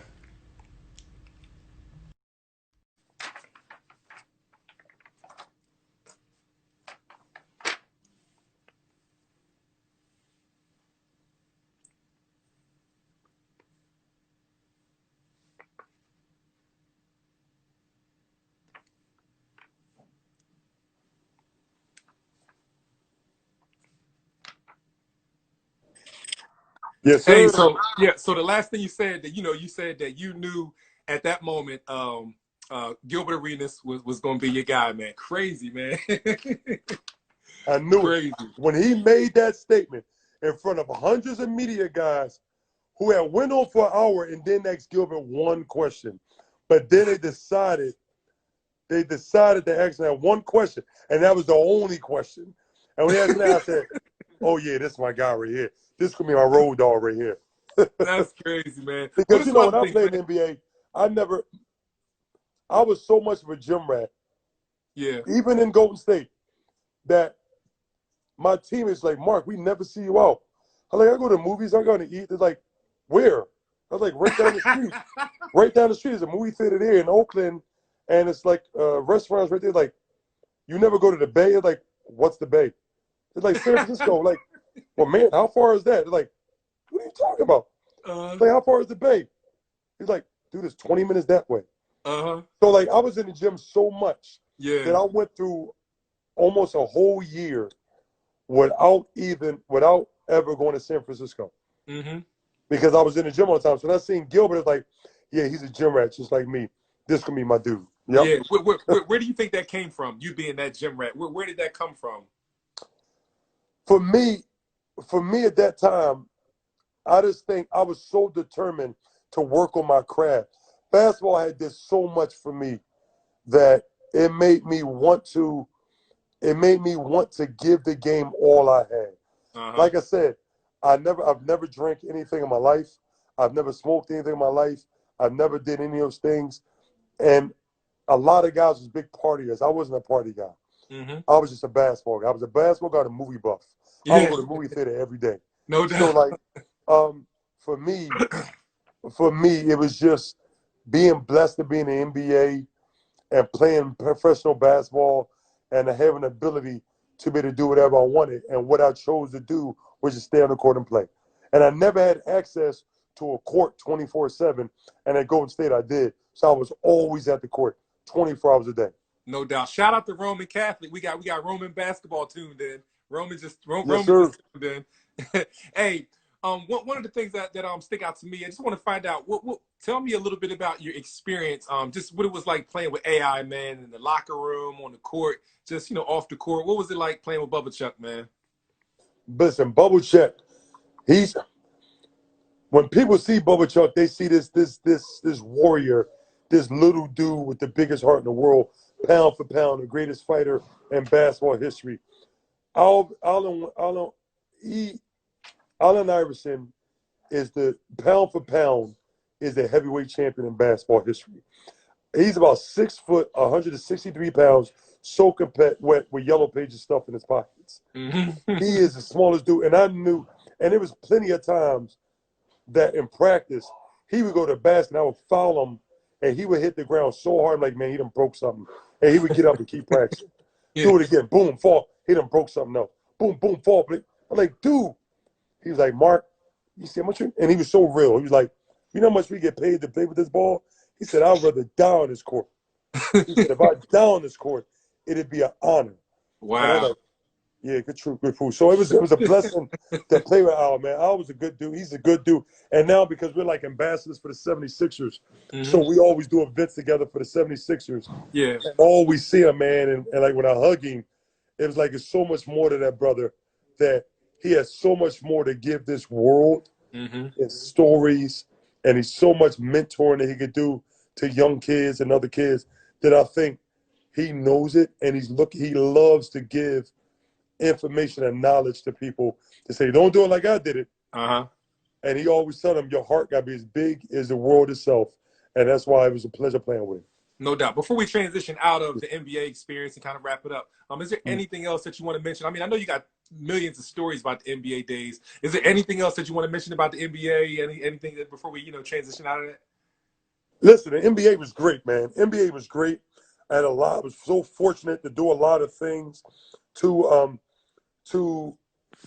engage in basketball at the highest level, to play and compete and go to battle against the best players. But other than Roman, the NBA, people see these athletes, these elite basketball players. What they don't see is so many different personalities, so many different people out there from all walks of life that came together because of that basketball. So for me personally, it gave me the opportunity to meet so many people. And the only thing, if I could tell my younger self when I was in the NBA, is to network more sooner. Gotcha. I didn't do it till later in my career when I was at the New Jersey Nets for a brief stint. And Bill Cartwright told me, he's like, once again, he's like, how come I never see you out? I was like, Coach, because we're in a row. I never see you out in a row. I said, Coach, when we land, I just go to practice, stay in the hotel or the room service. He's like, look, man, you in the NBA. He said, listen, every place we go to, I want you to go eat at a restaurant. Grab a teammate, go out and eat at a restaurant. I was like, Coach, I don't want to be like, shut up, man. I want to hear that.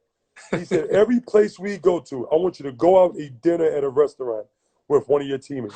And I started doing that. So if I could tell my younger self that, I would tell myself to do that sooner than it started midway through my career. Gotcha.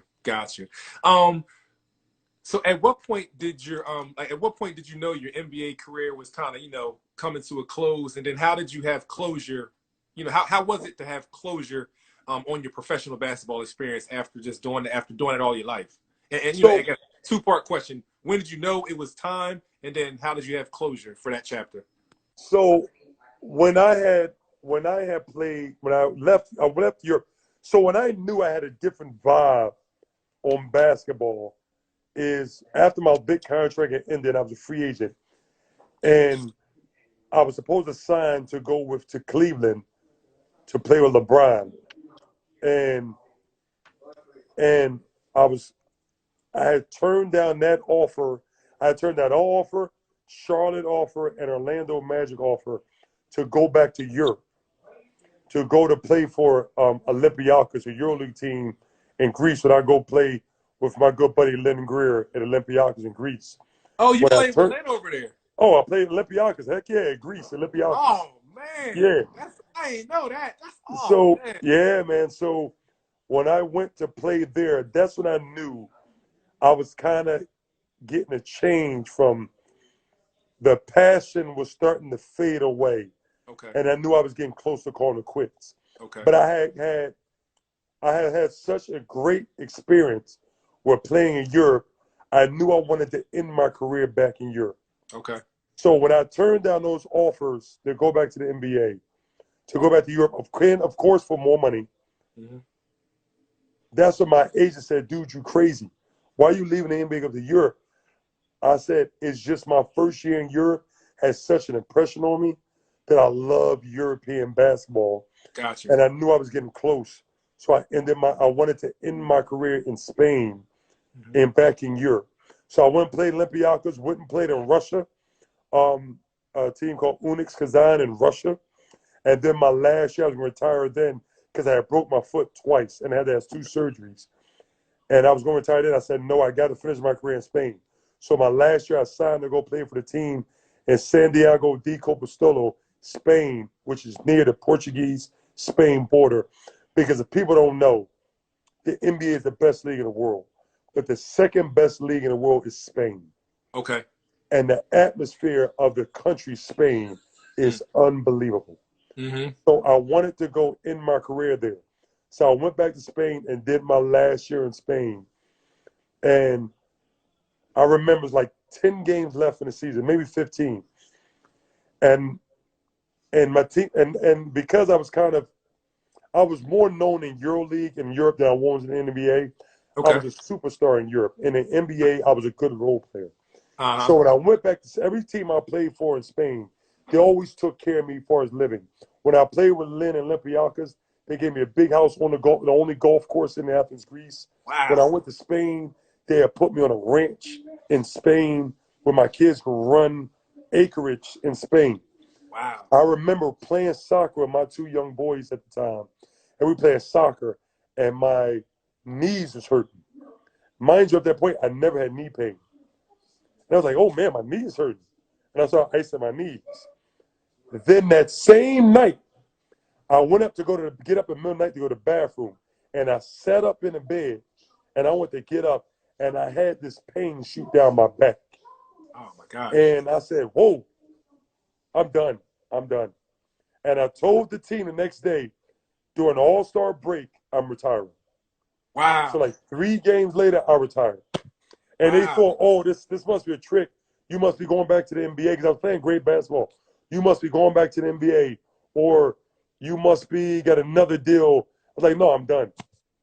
And I Just like that. left, and just like that, never because to me, I never had major injuries. I had some bumps and bruises, but when I was running with my kids, my children, and I had those pains, and then when I was like, whoa, I'm done. When it's gonna change the way I live my life, I was done.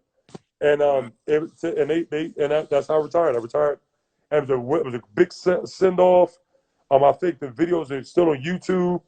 Um, it was just a big send off, and I consider places like Spain and Istanbul, Turkey, second homes to me because of what they did for me and helped make me a man, as well as the experiences I've had in those environments. No doubt. So, um, you're still involved career-wise. You're still involved with basketball. Tell me about like you're an analyst now. You're on television. You know, you're talking. Tell me how that came about, and just like was that something a passion of yours, or just kind of tell me how that came about and kind of where you are now in your career. So I'll never forget my godfather, name is Frank Marciano, who owns a bakery in Philadelphia called Marciano's Italian Bakery in Manio. He's a Roman guy. So he told me when I first became a pro, he said, Mark, you're going to be on TV when you retire. He told me this my rookie year when I was playing for Golden State and I was on TNT with Kenny Smith, Ernie Johnson, and Charles Barkley. I did an interview with them on TNT. And he was like, Mark, you're gonna be a basketball analyst when you finish. Like, no, I'm not. I said, I didn't go to school for that. My major is computer information systems. I'm good with programming. I'm not good for being in front of the camera. He's like, don't worry, watch. So that's my rookie Wow. year. So then when I was in Russia, when I knew I was about to round down my career, I got a call from a guy named Shifty, who was working for NBC Sports, which was Comcast back then. And the head lady of Comcast back then was named Michelle Murray. I got a call in Russia saying, I hear you about to retire soon. Would you be interested in doing TV? I was like, and it's out of nowhere. Yeah. I was like, I never thought about it, but I'll be open to it. It was like, well, when you come back, call us. We want you to come in. I was like, I might play one more year. Like, whenever you finish, call me, come in. I might have something like, all right. So when I retired, the Wow. first day I landed back in America, I called Michelle Murray. And she said, come on in. And I talked to her, and I think Sean, the head of talent at NBC Sports, named Sean Alexi. I can't remember his last name. And he said, all right, act like you're in front of TV, talk to him. So I did, okay, talk for 5 minutes. They said, okay, the 6th preseason start here. You start then. I was like, all right. And that's how I started. And I was on NBC basketball, NBA 76 pre and post analyst from that point on. That's a 15-minute conversation with Michelle Murray and Sean Alexiak from NBC Sports. And they said, okay, here's the NBA schedule. The first TV game we do is then be here 2 hours before then. That's when you start. And I got on-the-job training. And that's how I started. True story. Mark, true story. True story. Yo, this got me tripping. True story. You got kids spend thousands of dollars going to communication school, broadcast school. They're trying to make it in the game. Da, da, da, da. You have your career. You're involved with the game. Somebody sees something. Okay, what do you think it was that individual, the Roman guy, saw in you? Why did he? What did he see in you? What were the qualities that made him say that? You think? I don't know, but he always said I had the personality for TV. And I was like, yeah, well, I don't know what you mean by that because I never did it before. And it was just funny. So when he said that, I kind of brushed it off. But when Michelle Murray called me, and then Brian, so let me give credit where credit is due. So Brian Shifty was a cameraman for NBC. So when they would come in the locker rooms and do the interviews, he was always holding the camera. Yes. So, and I knew him in passing. We used to talk a lot. But he's the one that told them, that told NBC that I think Mark Jackson will be a great TV analyst. Brian Shifty. And that makes sense. Me being like, even this right now, just if this was years ago, just us having this dialogue, I knew, without you even saying that, I knew from the very second you started to talk during this interview, I'm like, this is going to be a great interview. He's a great storyteller. You know what I'm saying? Just your personality, like you said. So I can imagine him holding the camera, interviewing you during the sports days. We long for athletes like you to talk because we don't have to pull teeth. You know what I'm saying? It's just your personality. You're great in front of the camera. So I'm sure he picked up on that and was like, yo, I can see this guy. I can see me holding the camera for him, talking about sports. Exactly. So that's how it started. So then from there, I got a call from CBS Sports. It's like, hey, you want to do color analyst for NBC College NCAA basketball? I'm like, all right, I'll try. So they're like, all right, well, your first game is Murray State versus South Carolina. So my first game was I was doing Murray State, and I got on-the-job training for them, doing the TV for CBS Sports. Started doing in CBS Sports color analyst for NBA, NBC for college basketball, and I got on-the-job training for that. On-the-job training in the moment, live, straight up live. These blessings had just fallen in my lap that I never thought about, that they reached out to me, and I just took it and ran with it, that they seen something in me, just like when I was in the 5th grade, when Mr. D.C. Williams brung me in front of the classroom. He said, I see something in you that you don't see. Wow. Michelle Murray, Sean Alexiak from NBC Sports, CBS Sports. They called me and didn't put me through training, gave me on-the-job training and said, we see something in you that we think you're going to be good at this job.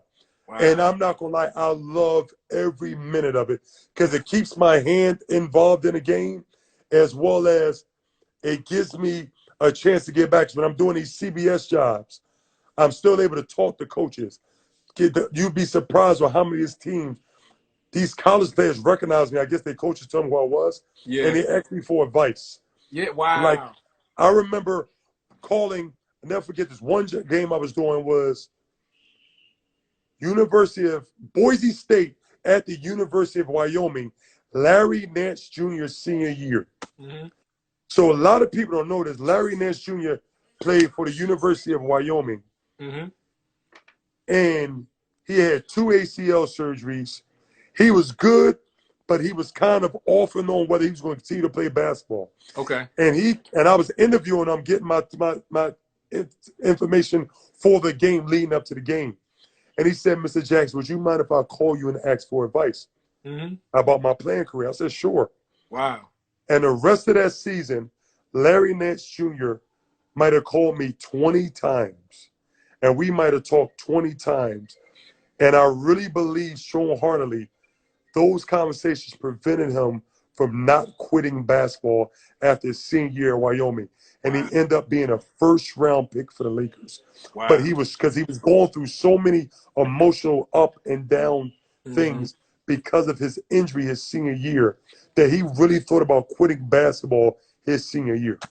Wow. So things like that, things that like when I come and when I'm doing a Sixers game and I'm talking, so I became real good friends with Ben Simmons' father. Like we talk a lot about life because he played it on the Europe. So we talk about that, and he gives me advice on being a former player, raising Ben. And when he comes in, because sometimes before the game, I bring my boys courtside, let them talk to the players, let them be ball boys, let them shoot. And he see my oldest Sharif, who's going to the 8th grade next year, and Sharif's about 6'6", maybe 6'6.5" now. Wait, so he's going to 8th grade and he's 6'6"? He's in the 7th now, so he's finished up his 7th grade year. Next year he'll be going to 8th, and he's about 6'6", 6'6.5". So his father seen Sharif like, yo, that's your son. I was like, yeah.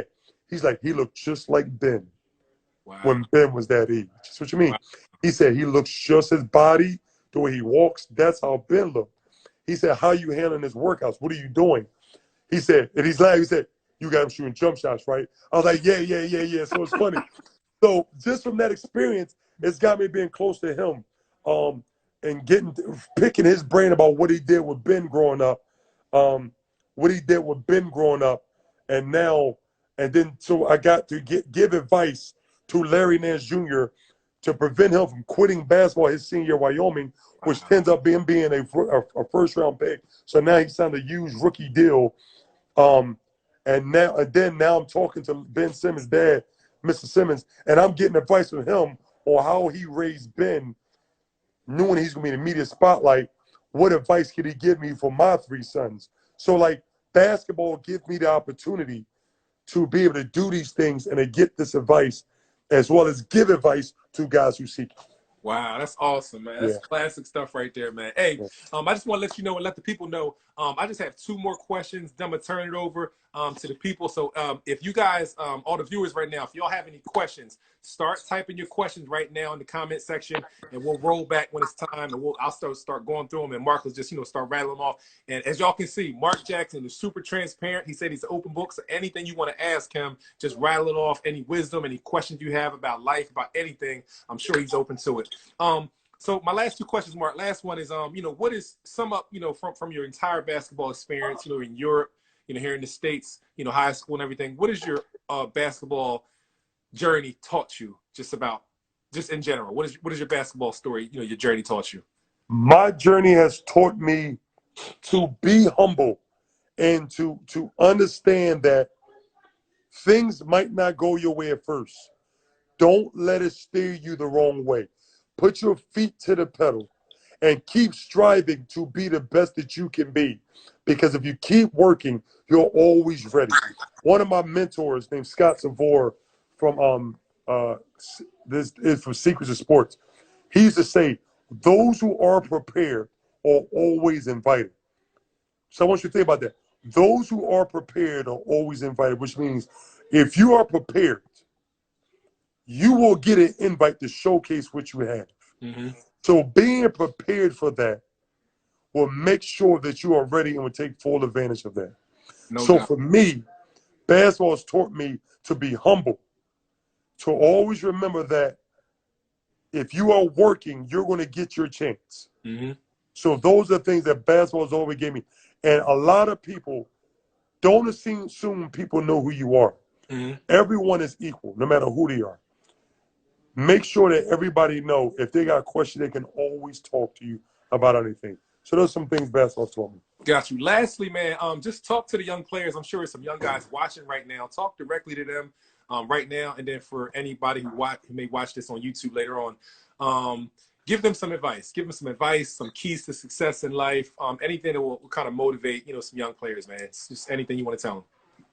So now with the state with young guys, now with the everybody wants to be a social media icon. Everybody wants to have all these followers. Everybody wants all these things from these people. But I'm gonna tell you young people this. When you take the time to work on your craft, the sky's the limit. Because everyone has cell phones now. Because everyone has cell phones.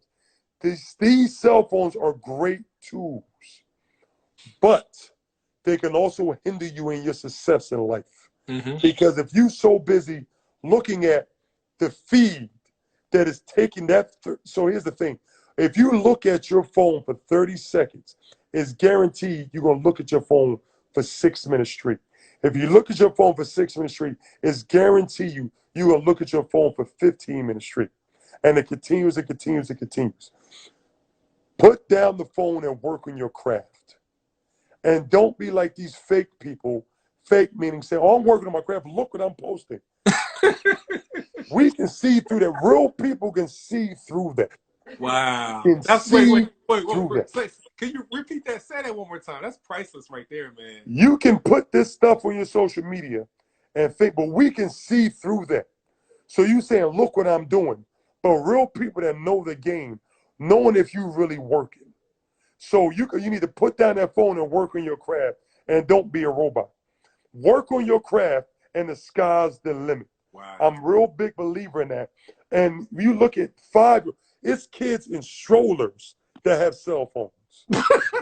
If you see a kid, a woman, a man, or pushing a child in a stroller and they got a goddamn cell phone in their hand. You preaching, man. These cell phones are the devil. Yeah. Put them down, work on your craft. Yes. And I would tell you young guys that don't be scared to get told no. Don't be scared for somebody to tell you that's not right. Because if you are willing and open to not be the best now, it'll pay off in the future. If you are the best player in your gym, find another gym. If you are behind the 8 ball, don't quit and go to a team where you're the best player. Stay on that team and get your teeth kicked in. Because you will gain so much from the fact that you are behind the guys. They don't know it. They may be good then, but they're making you 20 times better than them because you have to do more to catch up to them. So don't give up when things don't go your way to start off. That's very important. Got you, man. Priceless gems, man. I appreciate that, man. I had to just have you replay that one little tool, man. Just about the cell phone. This whole little cell phone segment in itself was just powerful, man. Powerful, classic gems. I appreciate it. So just like I said earlier, man. We're gonna get into the Q&A right now. But before that, Mark, I just want to thank you so much for your time again. The gems, dog. You hit me with so many gems during this conversation, man. Unbelievable, man. Just your stories, your ability to tell stories, man. Priceless, man. God bless you. God bless your family. Bless the work that you're doing right now, man. You're such a natural at what you're doing, man. So thank you. Just thank you for being so transparent. I just can't thank you enough, man. So people, it's your turn. Any questions that you guys have, start typing them right now. My man Mark Jackson is going to get to asking some questions. Real quick, my man, I'm James Nelson Stewart. High school basketball historian. He asked, how did you lose weight and get so explosive?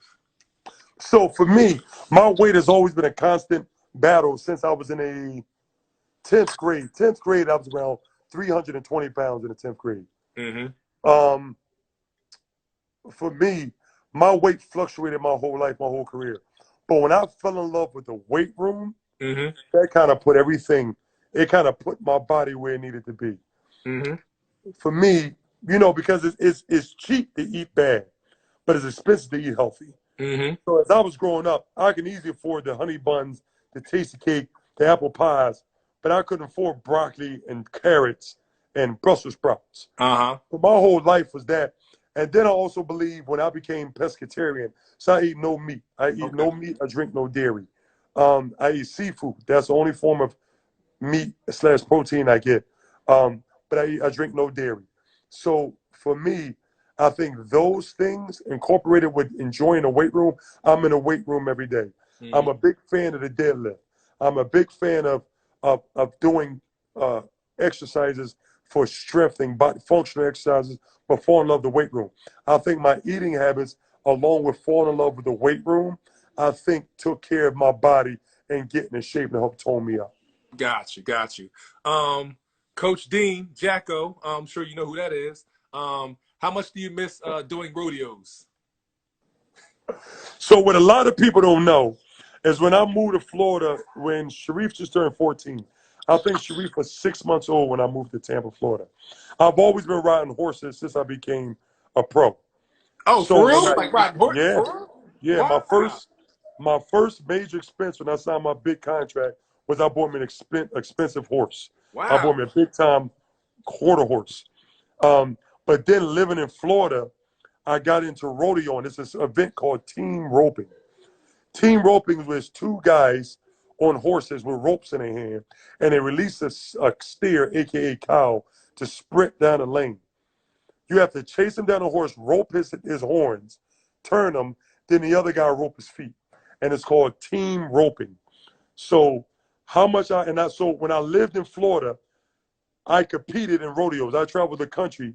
I competed in rodeos in Reno, Nevada, in Wyoming.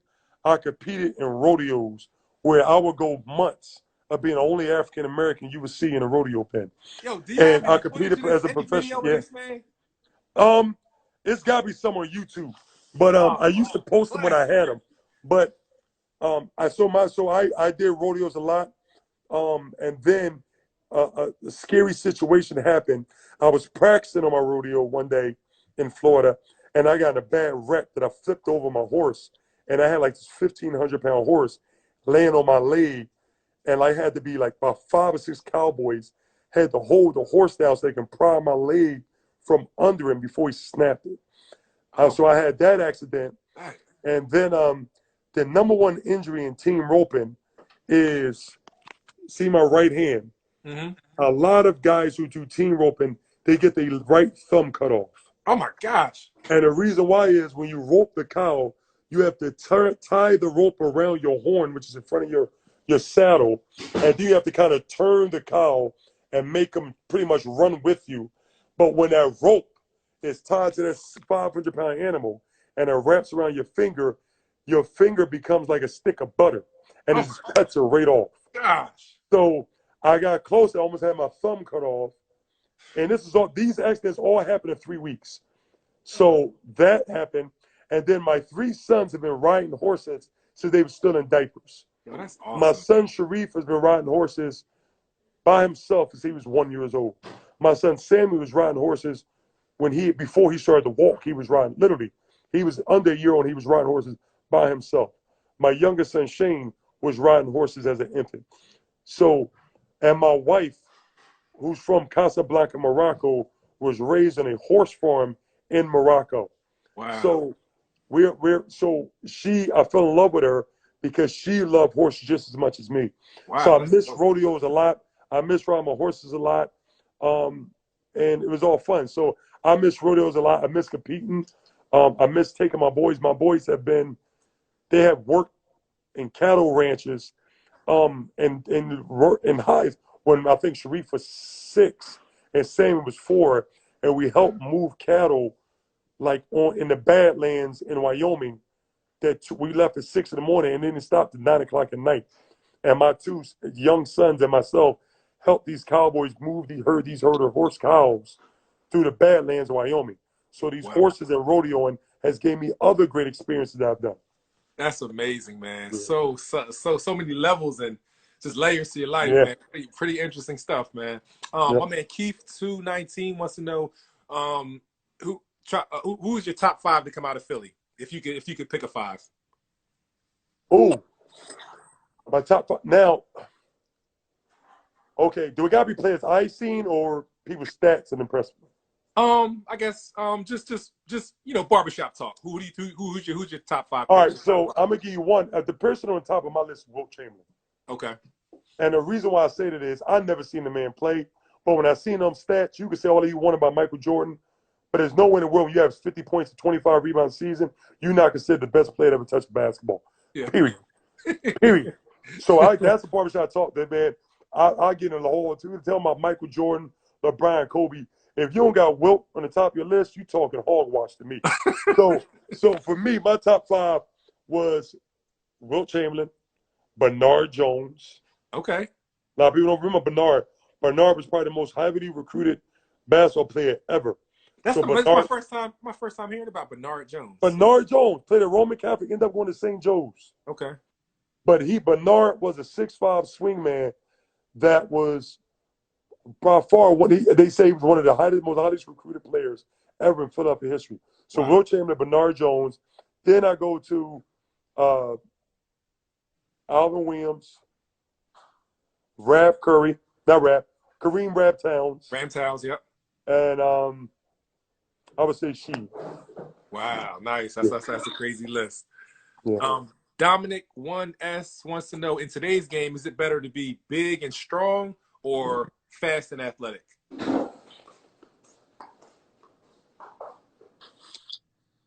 That's a tricky question.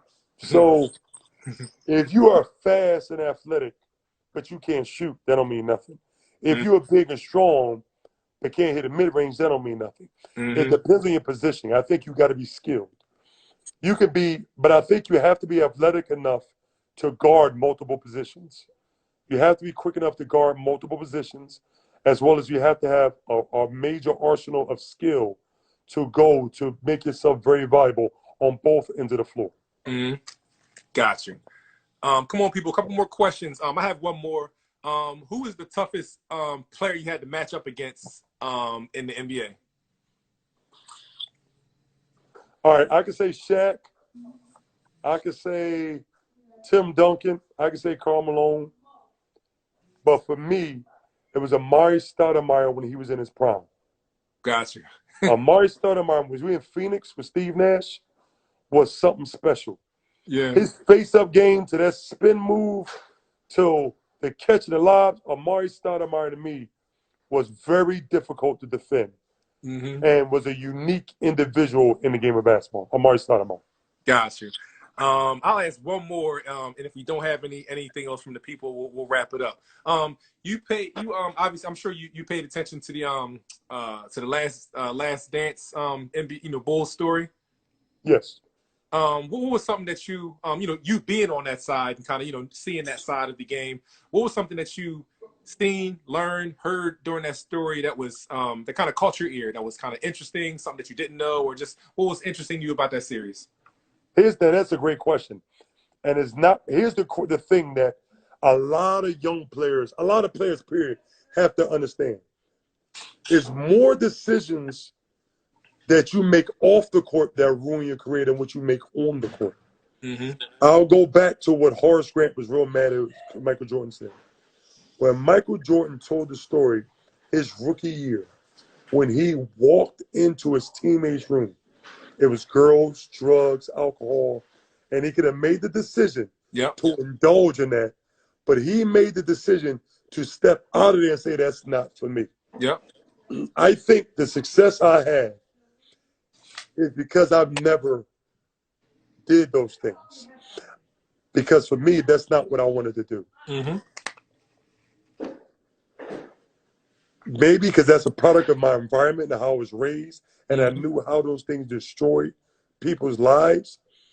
It's a lot of players that do things in the NBA that I never was a part of. But the decision he made to walk out of that room is when Michael Jordan became Michael Jordan. People say it's when they beat Isaiah in Detroit. People say it's when he finally beat Magic. No. What made Michael Jordan who he was is when he made that decision to walk out of that room. Most young players try to fit in or be cool with the older guys on the team, and they say, well, if they doing it, I better do it so I can be accepted. Be your own man. Be your own person where you are comfortable walking away from that and saying to yourself, that's not for me. And if you don't accept me from not indulging that, well, I don't care a rat's butt about you. That's the path I'm going to do.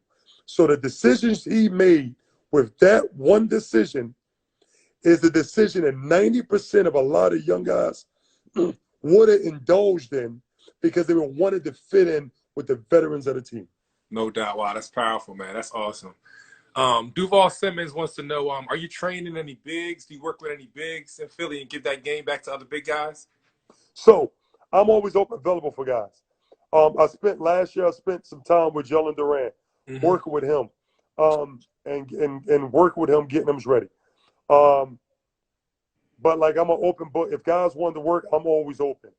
But you know, to me, and here's the thing, I don't care who your AAU team is. I don't care who you play for. If you want knowledge, if you want to learn, if you're open to be telling the real thing, then hit me up. No doubt. I'm always available for you. But nowadays, he's with Nike, he's with Adidas. You know, I don't care crap about all that. I'm a teacher. I'm a teacher. I'm about helping the young guy, helping guys, and training people. People want to get better. You got to be a big guy. I train guards too. You know, but I spend most of my time if you just referring to three big guys. I have 3 big guys that play for my program that I'm spending a lot of time with. We got one big, you know, my son Sharif Jackson, who's 6'6", almost 6'6.5", who's going to 8th grade. He's a power forward. I spend a lot of time with him. It's another kid who's in the 6th grade. His name is Emmanuel Butts. Emmanuel Butts is in the 6th grade. He's about 6'5". He's going to be special. Wow. Here we have Luke Bevelawaka, who plays for my AU program, who's 6'9". So, and he's 8th grade. These are 3 guys that's going to be special players. These are 3 guys that's going to be special players. And what areas are they from? So Luke Bevelawaka lives in New Jersey. He lives in Violent, New Jersey, but he plays for me in Philadelphia. Emmanuel Butts lives in, I think, Drexel Hill. He goes to Drexel Hill Middle School, I believe. He's going to be a special guy. He's all of 6'5", pushing 6'6". Catching alley-oops, dunking, heads over the rim already. He's a special guy. And then everybody knows my son, Sharif Jackson. So, but I worked a lot with, not a lot, but I worked with some with Jalen Durant last year. If anybody want me to work out with guys, and it don't have to be big guys. People say, oh, he's a big guy, he work out with big guys. No. My middle son's a 5'11" point guard. Same as that. He's a point guard, and he got game. Yeah. So I work with any position that you want. I just like to teach guys who want to know the truth. Gotcha. I'm not going to be that guy to say, oh, just shoot these threes, be fine. No. If you want to know what translates into high school, into college, and maybe to something above that, hit me up. Let's talk. No doubt, no doubt. Somebody wants to know, elaborate, how Sharif, DJ Eckhoff wants to know how Sharif. Sharif is good, man. As you know, we in Clearwater Beach, Florida. We've been here for last week. We're going to be here till July 1st. We're here because we're here vacationing, but also I got a friends here. So Sharif, as well as Sam, as well as Shane, they're working out every day. We're in a weight room every morning. We're in the gym every day. Working, even though we're on vacation, they still put in that work. A friend of mine always said, you got to earn that sunshine. That's so every day you got to put something towards your body and your game to become who you want to be. And also I got another big guy here in Tampa who's going into the 10th grade next year named Jonathan Cosito, who plays for a high school called Calvary Christian School, who's going to be special as well. I think he plays for Team Jacko Florida, as well as Each One Teach One Florida. But he's going to be a big guy who's going to personally be a Division I player as well. So I give my knowledge wherever it's due. And it don't have to be older kids. I got young kids that I work out. I just love being in the gym with kids who want to be good and parents who has the right idea, who want their kids to learn good things. Well, I got 3 sons, man. I got to get the Starling boys down. I'm up in Harrisburg. I got to get the Starling boys down to work out with you. Harrisburg? Yeah. Man, I got a kid named David.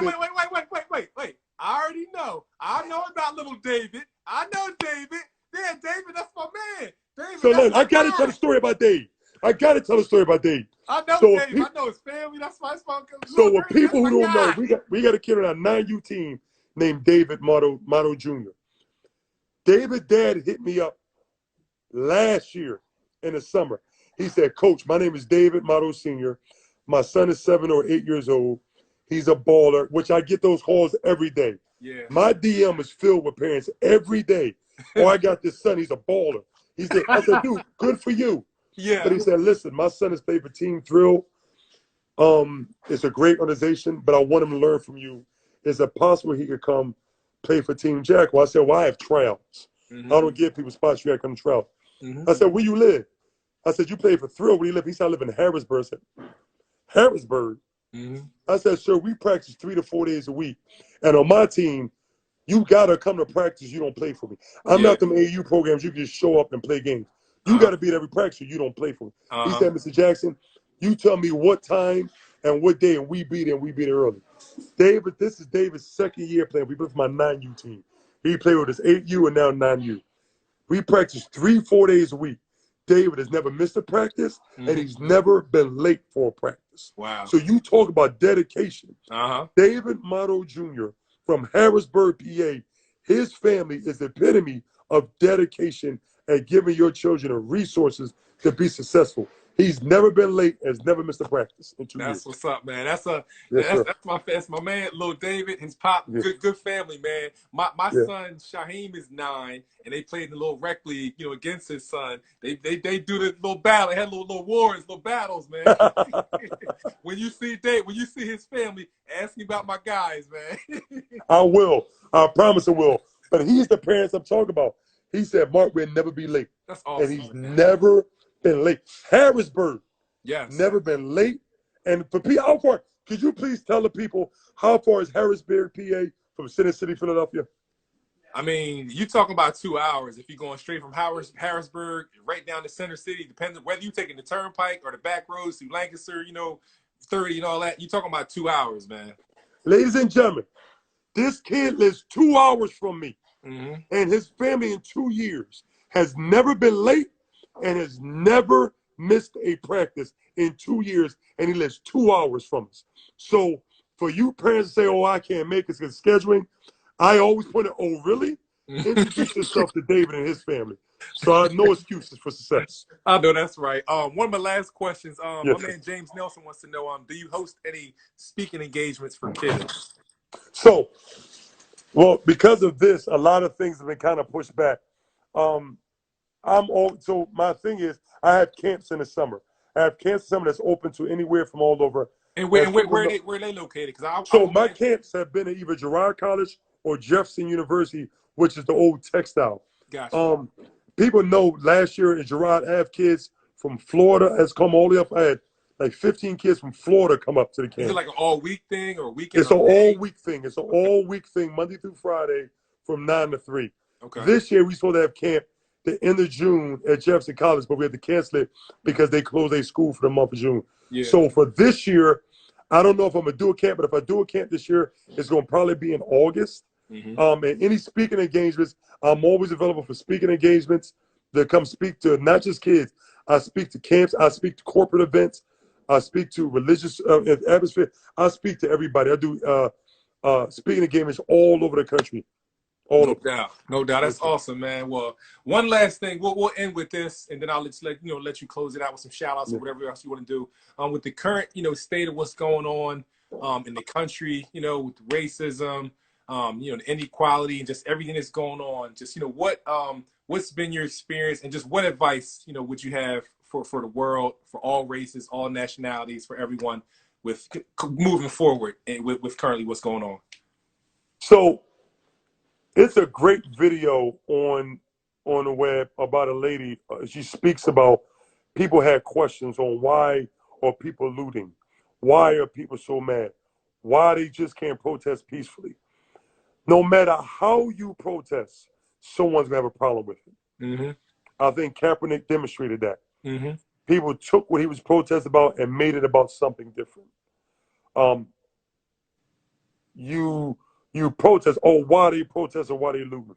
I don't know this lady's name, but she talks about this. Being an African-American male that's raising 3 American-American sons, I think it's important that people who are not African-American listen. Listen and learn. Don't try to put your 2 cents. Listen and learn why the protests are going on. People say, why are people looting? Don't worry about people looting. Worry about why are they looting. Why did it come to this? This lady, I can't remember her name, but she says it great. It's been a travesty for what's going on with African Americans in this world since the beginning of civilization in America. Mm-hmm. What people have to understand is that all we ask for is equality, to be treated as equals.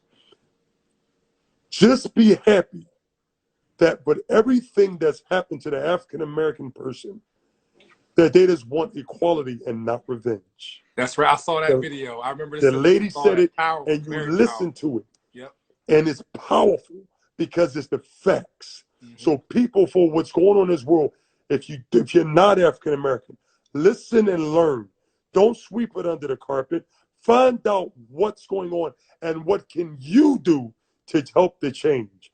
Because in order for things to truly change, people that don't look like us have to help facilitate the change. Because if it's just us fighting for us, people will say they're just not happy. We can't. No, we know it's a travesty going on. You know it's a travesty going on. So do something about it. If you see something that's not right, call people out on it. Don't just let it happen. Call them out. Have those uncomfortable conversations, because that can help lead to change. I couldn't, say it any more better than that, man. I mean, you're spot on, man. So that's pretty much that, man. Any last words, any shout outs, any last things you want to mention before we close it out? Yes, sir, brother. Shout out to you. Shout out to everybody that during this pandemic, during what's going on before George Floyd and what's going on with that, the pandemic that had so many people locked up in the house arrest, or not house arrest, excuse me, stay-at-home orders. It's a lot of people that's out of jobs, but there's a lot of people who take advantage of the situation that's given to you to come out on top. No matter what you're hit with, you can always use it to your advantage and find a way to come out on top. So I say that as a parent, I say that as a business owner, I say that as a coach. Find a way to come out on top and to become better when everything gets back to the new norm. And to all young athletes out there, it's okay to not be successful when you first start off, but see the end goal and knowing that at the end, if you keep your hand pressed on the gas, your foot pressed on the gas, that you will be successful in anything you want to do. No doubt, no doubt. Well, thank you so much for those encouraging words, man. Thanks again for being transparent, and just thanks for spending such a long time with us tonight, man, telling your story, Mark, man. I look forward to building with you. I look forward to, seeing you sometime in the near future, man. Coming to, check out some of your workouts, bringing my boys down. Look forward to seeing you on television once again, once the world opens up, and, seeing you on TV, talking your talk, man. And, I just God bless you. Thank you so much, man. Can't thank you enough, man. My pleasure. One last thing, this entire interview tomorrow, I'm gonna upload it to my YouTube channel, and I'll send you the link. Yes, sir. It'll be there. And that's pretty much that, man. Thank you again, man. And that's pretty much that. Yes, sir, my brother. Great spending this time with you. Love what you do, and I'm always available for you. My man, I'll see you soon, man. I'll definitely stay in contact with you, Mark. Yes, sir. Have a good one, brother. My man. All right, brother. Yeah.